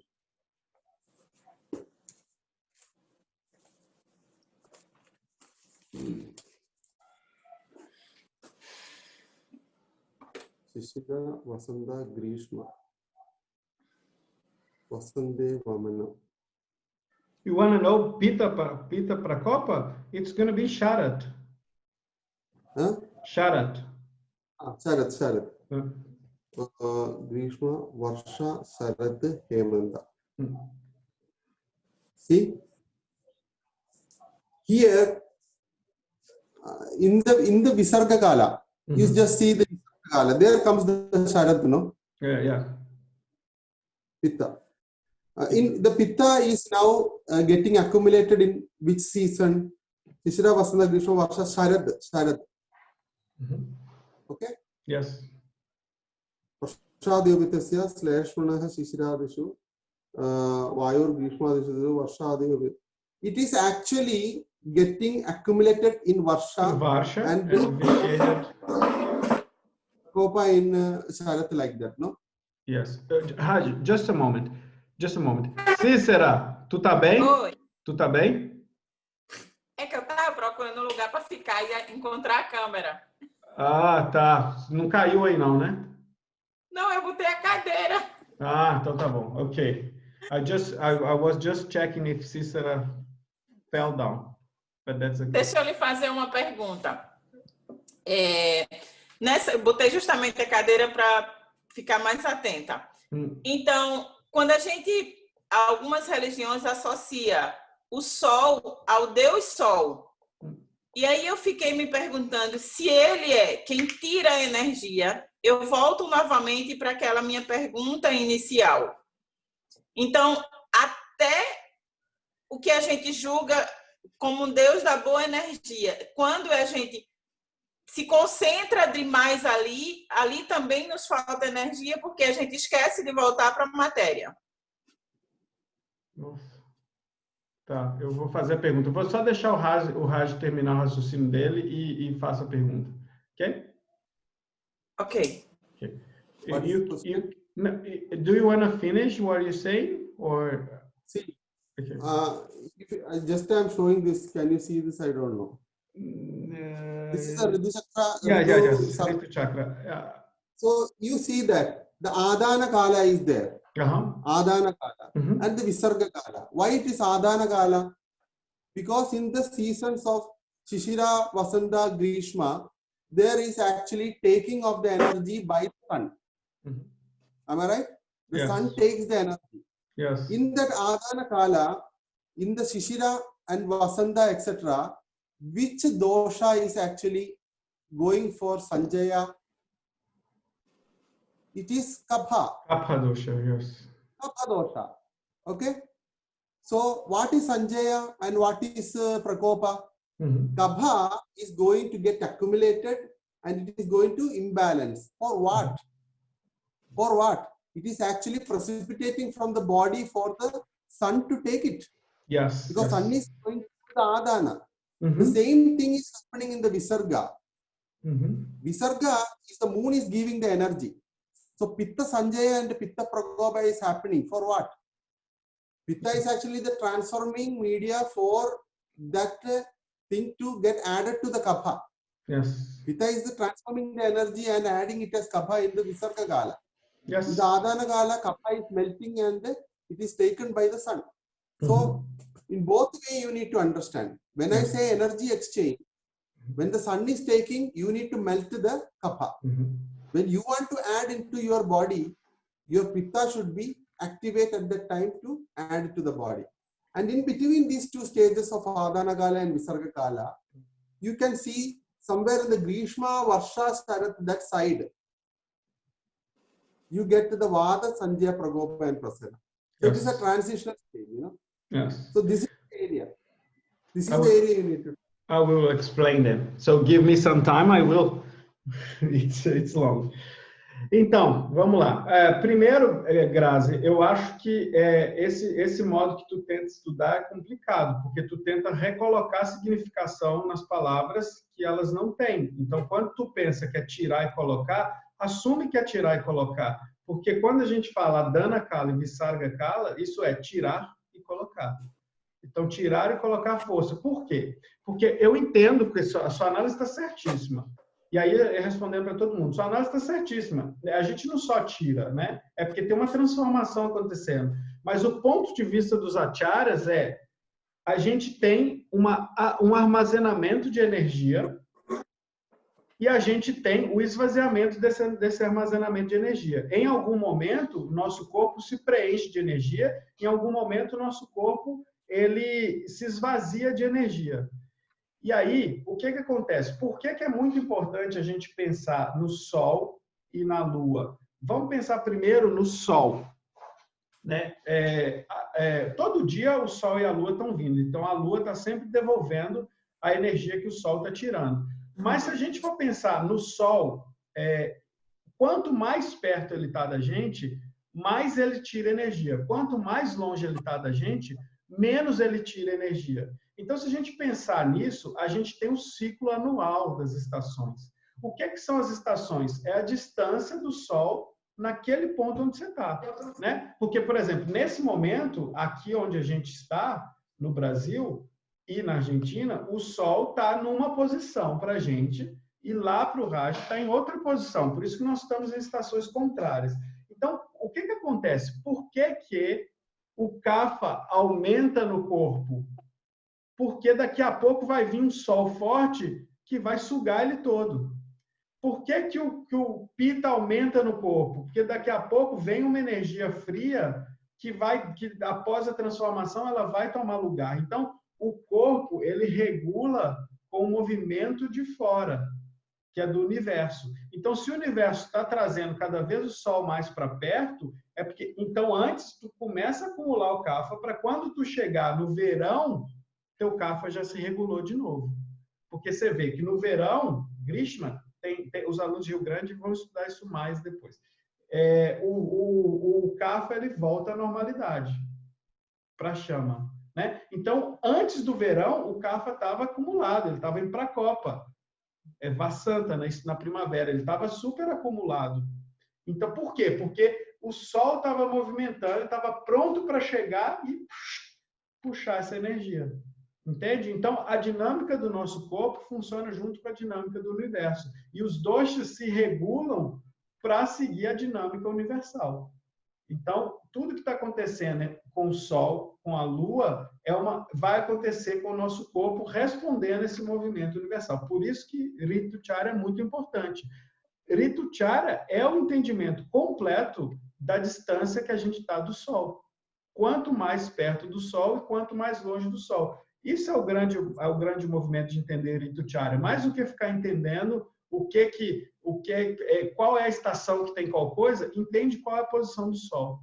Entende? E aí, nisso, os doshas precisam se movimentar. Então, você vai ver o Pitta e o Kapha fazendo assim, movendo energia, tirando, colocando. Mas, para fazer esse equilíbrio, a gente precisa de um terceiro dosha, que é o Vata. E o Vata, então, ele faz esse movimento entre um e outro. Então, quando a gente fala de Sol e de Lua, são energias. Uma é a energia que vai tirar o que está armazenado em ti, e óbvio, e tu está certa, Grazi, ele vai tirar porque tu precisa viver, tu precisa andar, tu precisa falar, tu precisa comer, tu precisa fazer tudo. E depois tu precisa restaurar essa energia. Então o universo também te ajuda a restaurar essa energia. Todo dia tem dia e noite. Por isso que Dinacharya é importante.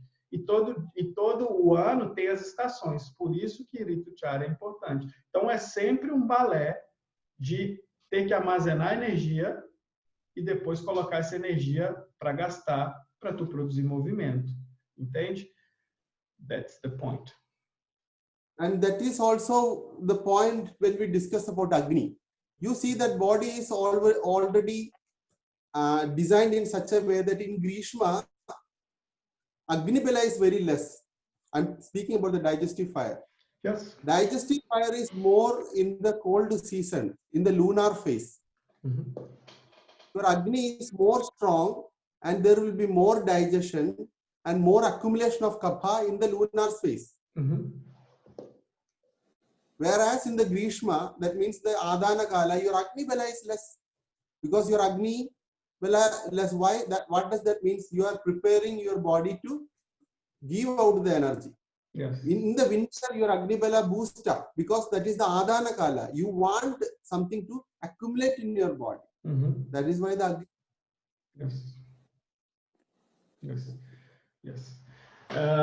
Então, a gente vai funcionar nessa simbiose, né? A Dana Kala de Sarga Kala, de acumular e de devolver. Então, o nosso Agni, ele vai estar sempre se comportando também em relação, nosso Agni, nosso fogo digestivo, em relação ao acúmulo e ao não acúmulo. Então, por exemplo, quando chega o inverno, a gente está numa fase lunar. O que é a fase lunar? A fase contrária da fase solar, né? É o contrário do verão. Então, nessa fase, a gente precisa acumular bastante. E, ao mesmo tempo, o Agni aumenta, porque ele precisa ajudar a dissolver o que a gente está acumulando ali. Por isso que o Agni é alto. O Agni é alto porque o Sol está longe. Então, ele tem que exercitar uma tarefa que o Sol não está ajudando ali. Ele está mais longe, entende? Quando a gente chega no verão, o Sol está muito perto. Então, o Agni não precisa estar tão forte. E é por isso mesmo que a gente come coisas mais leves durante o verão, porque o Agni não está tão forte assim. Entende? Então, tem um momento em que a gente... É muito bonito isso. O corpo está se preparando sempre para responder às influências do universo. Então, o corpo ele acumula porque ele precisa acumular naquele momento, porque vai chegar um momento em que o Sol vai chegar a todo pico e vai começar a sugar essa energia. Entende? Então, ele precisa acumular. O Sol está vindo e está chegando. Está chegando. Tanto que quando o Sol chega mesmo no verão, ele bota esse Kapha para a normalidade. Ele volta o Kapha para a chama. Por quê? Porque ele já chegou derretendo esse Kapha. Ele está vindo, derretendo. Entende? Então, o nosso corpo vai obedecendo isso. Os doshas, eles vão acumulando e vão descendo e vão estabilizando de acordo com a posição do Sol e da Lua. Ô, Eric, o Agni responde também à posição da Lua, por exemplo, porque a Lua já tem aquele ciclo mensal, né? De Lua nova, Lua cheia, a gente tem um ciclo mensal da Lua. E isso faz muito sentido se a gente pensar na parte que a gente teve de Ayurveda e saúde da mulher, né? Ela fala um pouquinho dessa coisa da Lua cheia, a gente está com mais energia. E o Agni responde essa coisa da Lua cheia e da Lua nova também, não? Dr. G, they understood, the position of the lunar phase and the solar phase. But now, Grazi is asking about only the Krishna Paksha, Shukla Paksha, and the Amavasya, all the moons, Our Agni also respond from the lunar phases, for example? You know one thing? Exactly according to the movement of the lunar phase. That means we call it in Tantra as the Tidhi Devadas. Yes. Tantra explains that from the sun, there are 14 energy going to the moon. And when the moon gets the 14 energy, we call it as Nitya Devadas. Nitya Devadas. When the moon gets it all together, it is full moon. That is the Shukla Paksha. When it is going to wade, 111 Nitya Devadas go back to the sun. So in the no moon day, there is no Nityas on the moon, but everything goes back to the sun. And the thing is that during this kind of energy transition, which is seen by Tantra in the form of Devatas, we call them Nitya Devatas. So these Devatas, the same way, the 14, I mean Paksha I am telling. Yes. Masa, 1 month is divided into 2 Paksha. Okay, 14 days or 15 days, 15 days. These 14 days, what will happen? Because we are taking lunar calendar 28 days. Yes. 14 days, what is happening? The exact way the energy is moving in your body. In 14 points. Yes, I know. The fish. Yeah. It starts from the thumb of one leg and moves and take a scissor cut in the navel region, goes up and comes here. Here, when it comes here, it will be the full moon on the on the, here the energy comes. When it goes down and back, take a scissor cut and goes to the left leg, then it is no moon then again. So it is evident that when this lunar phase is happening, there is energy movement happening in our body. Even in the no moon day, the people, you know, people who are having depression, schizophrenia, they are getting some kind of calmness or irritation according to the moon, no? Do you notice it? Yes, sure. So all these things, if the moon can lift the entire ocean in a full moon day, it can pull the 76% of water in our body also in full moon day. Yes. And moon is actually a synonym for mind. Yes. So moon is directly related with the mind. So there is a lot of energy exchanges happening in the according to the tantric literature. Yes.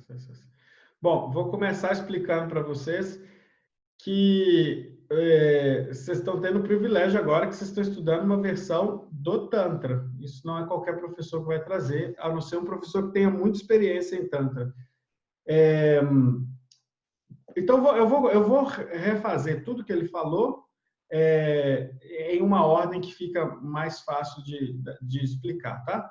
Então, assim, ó, a primeira coisa para responder a Grazi perguntou: a Lua, as fases da Lua vão movimentar o Agni também? E o Raj falou uma frase que eu vou começar com ela, que a Grazi até riu na hora. Se as fases da Lua, se a Lua cheia consegue levantar o nível do mar, tu acha que ele não vai mudar o teu corpo? Né? Então, começa por aí. O segundo para o Tantra, a gente considera que existem 14 deidades femininas, tá? Que saem do Sol e vão para a Lua. Em 14 dias, essas deidades, elas caminham, cada dia uma, saem do Sol e vão para a Lua. Quando as 14 deidades ocupam a Lua está cheia. Depois de 14 dias, depois que completa esses 14 dias, a gente enche a Lua, cada deidade volta para o Sol. Tá vendo a troca entre Sol e Lua aí? Até o dia que a última deidade sai da Lua e chega no Sol. E aí a gente tem a Lua zero, tá? Aí o que acontece? E isso é uma coisa muito bonita. O nosso corpo, ele tem 14 pontos, começando do dedão do pé, subindo como se fosse um peixe, cruzando teu corpo, passando pela tua cabeça. É incrível o Raj contar isso para vocês, porque ele quase nunca conta. E voltando até o outro dedão do pé.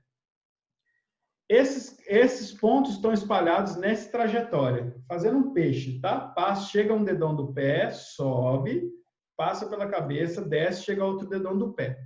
Quem conhece isso sabe propor vários tipos de tratamentos para vários tipos de enfermidades, só sabendo como funcionam esses pontos. O Raj, de vez em quando ele acha assim, que ele tem que ensinar para alguém, ele ensina.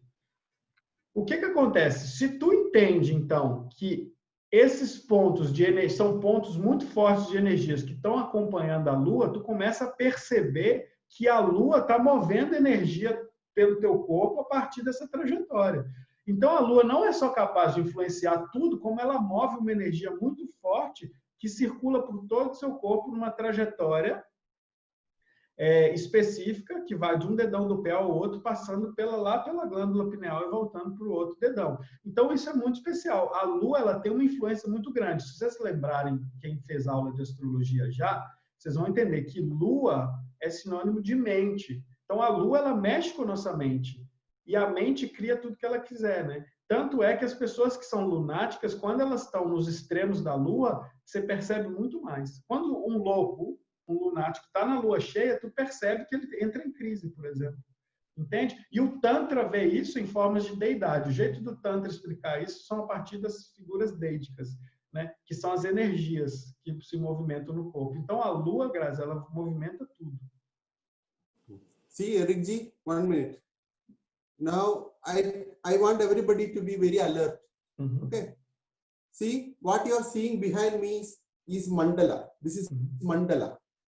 Mandala are energy circles. Okay. So, everything in this universe have a mandala. There is a geometry. Yes. And I am going to show you the geometry of a human being according to Tantra. You can tell them. Ok. Então, atrás do Raj tem algumas mandalas ali. Na verdade, se a gente for ler todos os padrões energéticos do universo, todos os padrões energéticos formam alguma mandala. Agora o Raj vai mostrar para vocês qual é o desenho do padrão energético do corpo humano, que também é uma mandala. So everybody want to see how you look like in a tantric dimension? Todo mundo quer saber como você se parece no seu padrão energético, como o Tantra explica você? You want to see? Yes. See this. This is how you look like. Isso é você, no seu padrão energético. Tá aí. You can see the sun. Can you see the sun? Consegue ver o sol aí? The moon. Many things you can see. So this is your dimension. This is the representation of your human body. Essa é a representação do corpo humano. Essa é a geometria sagrada do corpo humano. Então você vê o sol, a lua e vê todas as formas geométricas energéticas. Isso é você. This is known as Sri Yandra Mandala. What do you call it? Sri Yandra Mandala. This is geometry. This is your anatomy according to Tantra. Your tantric anatomy. This is your tantric anatomy. Isso é chamado Siriyantra. Siriyantra é a anatomia do corpo desenhada pelo Tantra. Okay? So, this cosmic geometry, you can just Google and see Sri Yandra. Sri Yandra have two-dimensional vision like this, mandala, or this is the three-dimensional aspect of Sri Yandra. Vocês podem digitar no Google Siriyantra. Mandei só para a Grazi aqui, peraí. Deixa eu pôr aqui para tudo. E aí vocês vão ver bidimensional, mas essa versão que ele mostrou para vocês é tridimensional. We, here in India, we worship ourselves and the universe with this geometry. That is why I have put this chain over this one. We are worshipping it with everything. We are worshipping the cosmic geometry. Na Índia, quem é do Tantra aprende a adorar as geometrias sagradas. Então, por isso que ele pôs um colar ali de pérolas ao redor dessa geometria. É um sinal de respeito, um sinal de devoção. This is just like what you told the moon energy, everything, you know, it is there in this one. I can explain this. If you were a tantric student, I could be able to explain that. You will understand better. But the entire universal principle is there in this geometry. Entire universal principle. So by worshipping this, one day the worshipper and the worshipped geometry will become one and the same. Again, you get the yogic union and liberation according to Tantra. O Raj disse que, como vocês não são alunos de Tantra, ele não pode ficar alongando as explicações aqui, mas ele disse que no Tantra a gente aprende que quando a gente adora algo, a gente adora até o momento que a gente se torna um com ele. Então, ele faz a adoração das geometrias sagradas, porque um dia ele sabe que a gente se torna somente uma geometria sagrada, somente um padrão energético. According to Ayurveda, this is your geometry. According to Tantra, this is your geometry. Então, one is material geometry, the other one is energy geometry. Então, não sei se vocês entenderam, ele mostrou um livro com um desenho do corpo humano. De acordo com a Ayurveda, essa é a sua geometria, são seus corpos, os canais e tudo. De acordo com o Tantra, a sua geometria é o Siriyantra. Ou seja, a Ayurveda está olhando um aspecto um pouco mais físico, o Tantra já vai para o profundo energético. At least by saying this today, we will all have an understanding that there is far beyond many areas that we need to research on our human body, by which you gain extra abilities to excel in this world as a superhuman being, and also to fulfill your desires and to take you ultimate liberation. So this is the session where we conclude that there are many areas when we speak about the human existence, many areas which is not yet known for the modern medical system. Okay? Então, com essa última fala, a gente termina entendendo o quanto a gente precisa evoluir no nosso conhecimento sobre os nossos próprios sistemas, principalmente energéticos, que ainda são muito pouco explicados por qualquer medicina que a gente tente olhar. Existe uma grande investigação, porque a gente ainda não consegue entender que nós somos capazes de executar grandes superpoderes. E esses superpoderes só vão vir quando a gente começar a entender a nossa própria geometria sagrada, quando a gente começar a entender o nosso próprio padrão energético e começar na prática, a lidar com isso. Então, pelo menos para mim também, é algo que me deixa mais empolgado a querer estudar mais. E estou adorando que está surgindo essas perguntas e o Raj está podendo falar dessas coisas que sempre me deixa bastante feliz. Eric. Oi, diga, querida. Faz, por gentileza, aquela pergunta. A tua pergunta, obrigado por lembrar. Ok, Dr. G, many cultures, they worship the god sun, or the goddess sun. I don't know if it's god or goddess sometimes. Maybe somehow, if we think that sun takes out the energy, if we worship too much this kind of God, maybe can we have our energy taken out? Sorry. First of all, the sun worshippers are known as, or the sun worshipping system is known as Zoroastrianism. Note it down. Zoroastrianism. Okay? We understand sun as the source of energy. But we also understand the same sun as something which is going to drain the energy as well. It is like the fire that we can use it for cooking and also for destruction. Yes. When I say that I am going to worship Saturn, that doesn't mean that I want something from Saturn. In spite, I worship Saturn just to cut off the negative energy sometimes as well.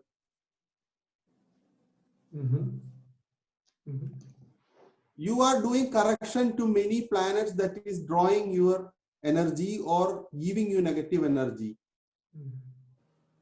You always worship not to just accept the energy from it, but also cut off certain negative energy from that. If sun is your real source, then just take a rocket and go to sun and see whether you get the full energy. You will be turned out of into one handful of ashes. No? Yes, yes. There should be a way of communication. Yes. There should be a way of communication in the sun worship also. See, the same plants, they get the energy from photosynthesis. Plants prepare the food from photosynthesis. Yeah. But just keep the plant in the hot sun. The leaves will become very dry and it will die instead of becoming green. Yes. So it is not that always we want the energy, but also to nullify certain negative effect. The same sun is ultraviolet sending energy. You need to use ultraviolet glasses, otherwise your eye will go. Yes. If there is no ozone layer, then your skin will become cancer. Yes. Yes. Instead of vitamin D, your skin will become skin cancer. So you think that sun is the ultimate source of all positivity? No. Worship means you have an understanding what we need from which source. Yes, yes. Então, primeira coisa que o Raj quer que fique claro é que o Sol não é fonte de energia. Se fosse assim, mesmo a planta, a gente sabe que uma planta faz fotossíntese porque tem sol, mas mete uma planta no meio do calor do sol para você ver se ela não vai murchar as folhinhas todas e vai morrer. Se a gente não tivesse camadas de ozônio, a gente estava cheio de câncer na pele, a gente não estava cheio de vitamina D. O sol tira energia. Agora, uma coisa é o que um astro promove, outra coisa é quando tu vai fazer adoração de certo astro, né? No zoroastrismo, que são as pessoas que adoram o sol, a gente tem que entender, ou em qualquer outra coisa, a gente tem que entender, e aqui dá para matar duas perguntas, uma que eu esqueci, que eu acho que foi a Claudete que fez, a gente tem que entender que quando a gente faz uma adoração, quando a gente pede algo para algum astro, a gente não está pegando dele algo, a gente está pedindo para ele que não nos cause dano.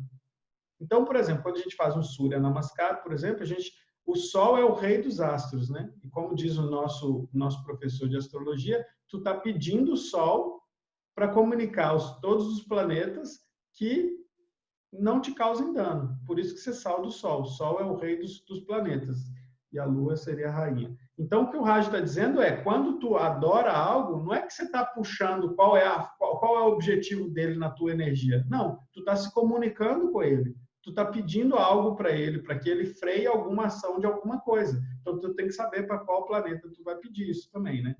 Então, se eu estou venerando Saturno, não é porque eu estou querendo algo de Saturno, que Saturno me dê algo. Talvez eu estou pedindo para Saturno não fazer algo comigo. É diferente. Não, entende? Então, são duas coisas diferentes. O que ele promove energeticamente contigo e por que tu está adorando esse astro. Não sei se foi respondido. See, many times you worship many of the grahas in astrology not to get the positive energy, but you worship them just to avoid the negative energy. People who know Jyotisha, they know. Quem sabe astrologia entende que a gente adora não é para pegar a bênção, é para bloquear a energia negativa. Então, a adoração ela funciona como uma camada de ozônio. É para te bloquear da ação negativa que aquele planeta pode te promover. Então, por isso que o astrólogo ele vai nos planetas que te causam mal, que estão te causando algum dano, e fala assim, opa, tu tem que fazer tal coisa, tal coisa, tal coisa, para tentar bloquear a ação desse planeta na tua vida. Na verdade, o reflexo dele dentro de ti. It is so true that the sun is the source of energy, but there should be a discipline in that energy exchange, no? Yes. So there should be a communication. That is what we call as Surya Namaskara and all. Even Zoroastrianism. Otherwise, you cannot handle that great power. Yes. That great power is destructive also, no? E você tem que olhar que a moeda tem dois lados, né? Então, o Sol é fonte de energia? O Sol é uma fonte de energia, mas o Sol é uma fonte de destruição. Criação e destruição é só um lado diferente da moeda. Então, pega e faz 10 Suryas Namaskar e vê como você vai se comportar. Agora, faz 100.000 Suryas Namaskar. Vê se tu não vai morrer. Entende? Então, a destruição e criação são só lados da mesma moeda. So, hope that doubt is clear, no? Yes. So, I think that today we can end the session, no? Yes, please. It's late. It's your birthday. It's your father's anniversary. Everything.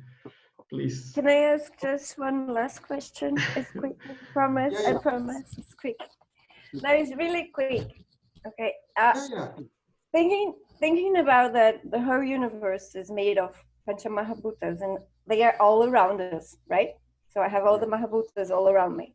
Because I had this experience once, and I don't know if it helped my body and if it was like effective, but I really liked doing that. So, if I really connect to all the Mahabhutas and its energy and do like a meditation, thinking about the Mahabhutas and bringing it and getting in touch with it and thinking about the balance, like putting an intention of letting go all the Mahabhutas that are in excess in my body and taking all the Mahabhutas that I'm lacking and I need, and do like kind of a balance of Mahabhuta just with a meditation technique or something like that. Do you think that will give me some benefits? Would be like bring some benefit, it would work? Actually, you are doing it. You are already doing it, no? See, the Mahabhutas are actually influencing your physiology. For example, when the sun rises, your physiology is different. And when the moon rises, your physiology is different. You will be more alert in the daytime and less alert resting time in the night. No? So when I say sun and the moon, here you need to understand the Tejo Mahabhuta and the Jala Mahabhuta, like that and all. Okay. Now, in your daily life, don't you think that you are using the Mahabhutas? For example, in the cold winter, you are using hot water. You are taking Teja Mahabhuta. And in the, you understand, in the cold winter, you are now drinking the hot water. That means you are taking the Tejo Mahabhuta for heatness. And in the hot summer, you are taking the cold water and cold shower. You are actually diminishing the Tejo Mahabhuta, right? When you are becoming lean in your life, when you are lean and tired, you are taking the Prithvi Mahabhuta as food, you know, more food, like, you know, sweet items, which is Prithvi Mahabhuta and Jala Mahabhuta. And you are putting that same Mahabhuta in your body and you are growing, no? So it is not just alone with the meditation.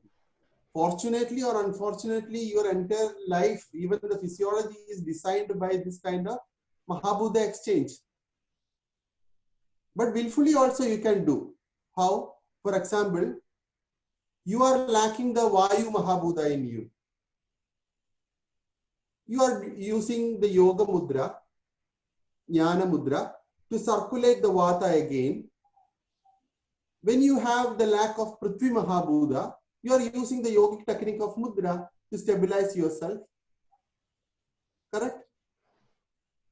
When you are having more Agni, you are going to keep all the other Mahabhutas under the Agni to diminish the other Mahabhuta, no? To increase the Agni. So in the yogic culture also, you are actually doing sadhanas on the basis of Mahabhutas. You are telling about the different yogic techniques of Mula Bandha, Uddiyana Bandha. Actually, your chakras are having Mahabhutas, no? You are doing the kriyas for actually stabilizing your Mahabhutas in your chakras. So nowhere any acharyas told that you are separate from Mahabhutas. All the yogic techniques, your food habits, your daily routines, the day, night, everything is related with the Mahabhutas. Okay. So if you have a special consciousness, you can even do a special kind of yogic techniques to enhance this Mahabhuta. Yes. There are Bijaksharas for the Mahabhutas. You chant the Bijakshara, that means the sound. The sound vibes can actually enhance your Mahabhuta. The Mudra can lock your Mahabhuta. The Bandhas can enhance your Mahabhuta. So it's all related, it's all already connected. Uau! Tu pode traduzir a pergunta e a resposta aí, Graça? Nossa, me ajuda só com as respostas dos mudras, porque eu estava prestando atenção, deixei para anotar depois, que eu vou olhar de novo. O que eu perguntei... thank you very much, Dr. Raj. That was such an amazing explanation. Wow. Wow. Eu perguntei a ele se a gente poderia fazer algum exercício para, como tudo, partindo do princípio que tudo é formado por Mahabhutas, que a gente está cercado de Mahabhutas, se a gente poderia fazer algum exercício de meditação como uma forma de balancear esses Mahabhutas no corpo. Então, se a gente se conectar com a energia de todos os Mahabhutas e fazer um exercício de meditação para trazer esse balanço de Mahabhutas, assim, colocando uma intenção para que todos os Mahabhutas que tiverem em excesso no nosso corpo, a gente soltar e liberar e devolver para o universo, e para a gente retirar do universo todos os Mahabhutas que a gente está faltando, que a gente precisa pôr no nosso corpo. Fazer ali uma calibragem, né? Através de um exercício de meditação. E aí ele respondeu, nossa, muita coisa linda. ele respondeu primeiro que a gente tá conectado com esses Mahabhutas externos, a gente meio que faz isso todos os dias, né? Então a gente acorda de manhã e a gente vai dormir de noite, né? Então quando a gente vai precisar dessa energia da lua, a gente descansa. Então a gente tem esse ciclo. Quando a gente está no inverno, a gente vai toma bebidas quentes, toma água mais quente para trazer esse tejas, para trazer esse calor para o nosso corpo. Quando tá verão, a gente toma um banho mais gelado para pôr esse tejas para fora, para resfriar o nosso corpo. Então a gente está o tempo todo fazendo, na nossa rotina, fazendo esse balanço. E aí ele passou, esse que eu deixei para anotar depois, porque eu estava prestando mais atenção. Mas ele colocou alguns mudras que a gente pode fazer da yoga que vão... esse eu sei que a gente está circulando energia, né? Para manter energia. Isso que eu queria que você me ajudasse. Na verdade, eu disse que a gente está o tempo todo fazendo isso, né? Se você está com frio, você põe blusa de frio. Tu tá tentando controlar os Mahabhutas, a simbiose entre fora e dentro.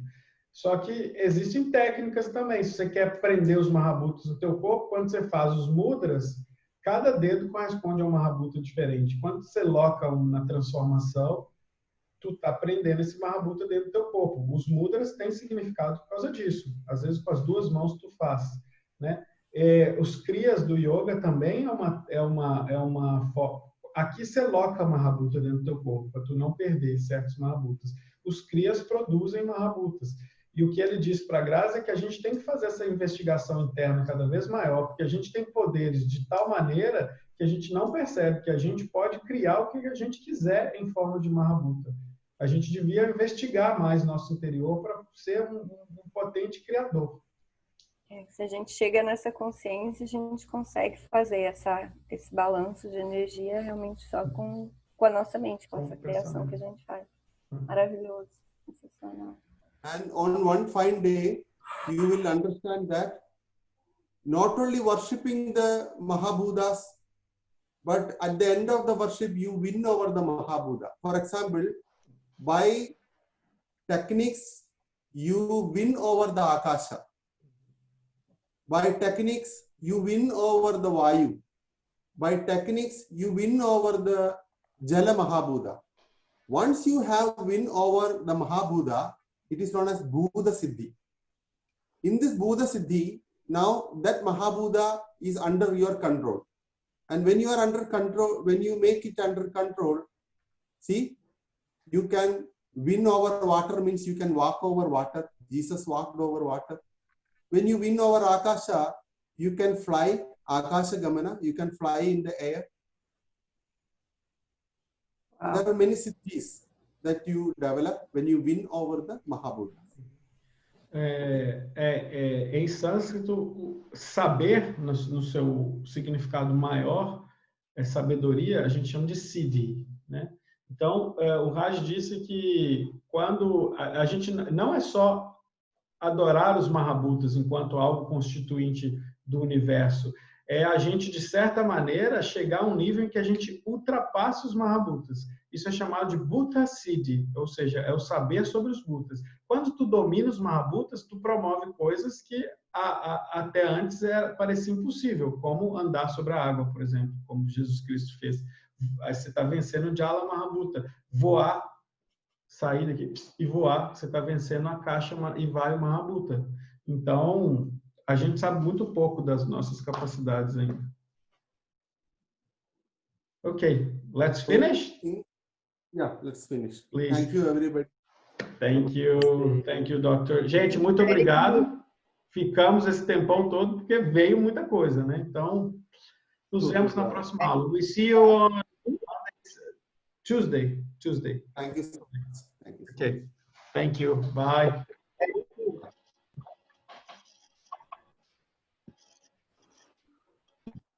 Gracias. Bye. Bye. Muito de nada. Tchau, gente. Nos vemos terça-feira, hein? Mando o link para vocês. Tchau, Dê. Até mais.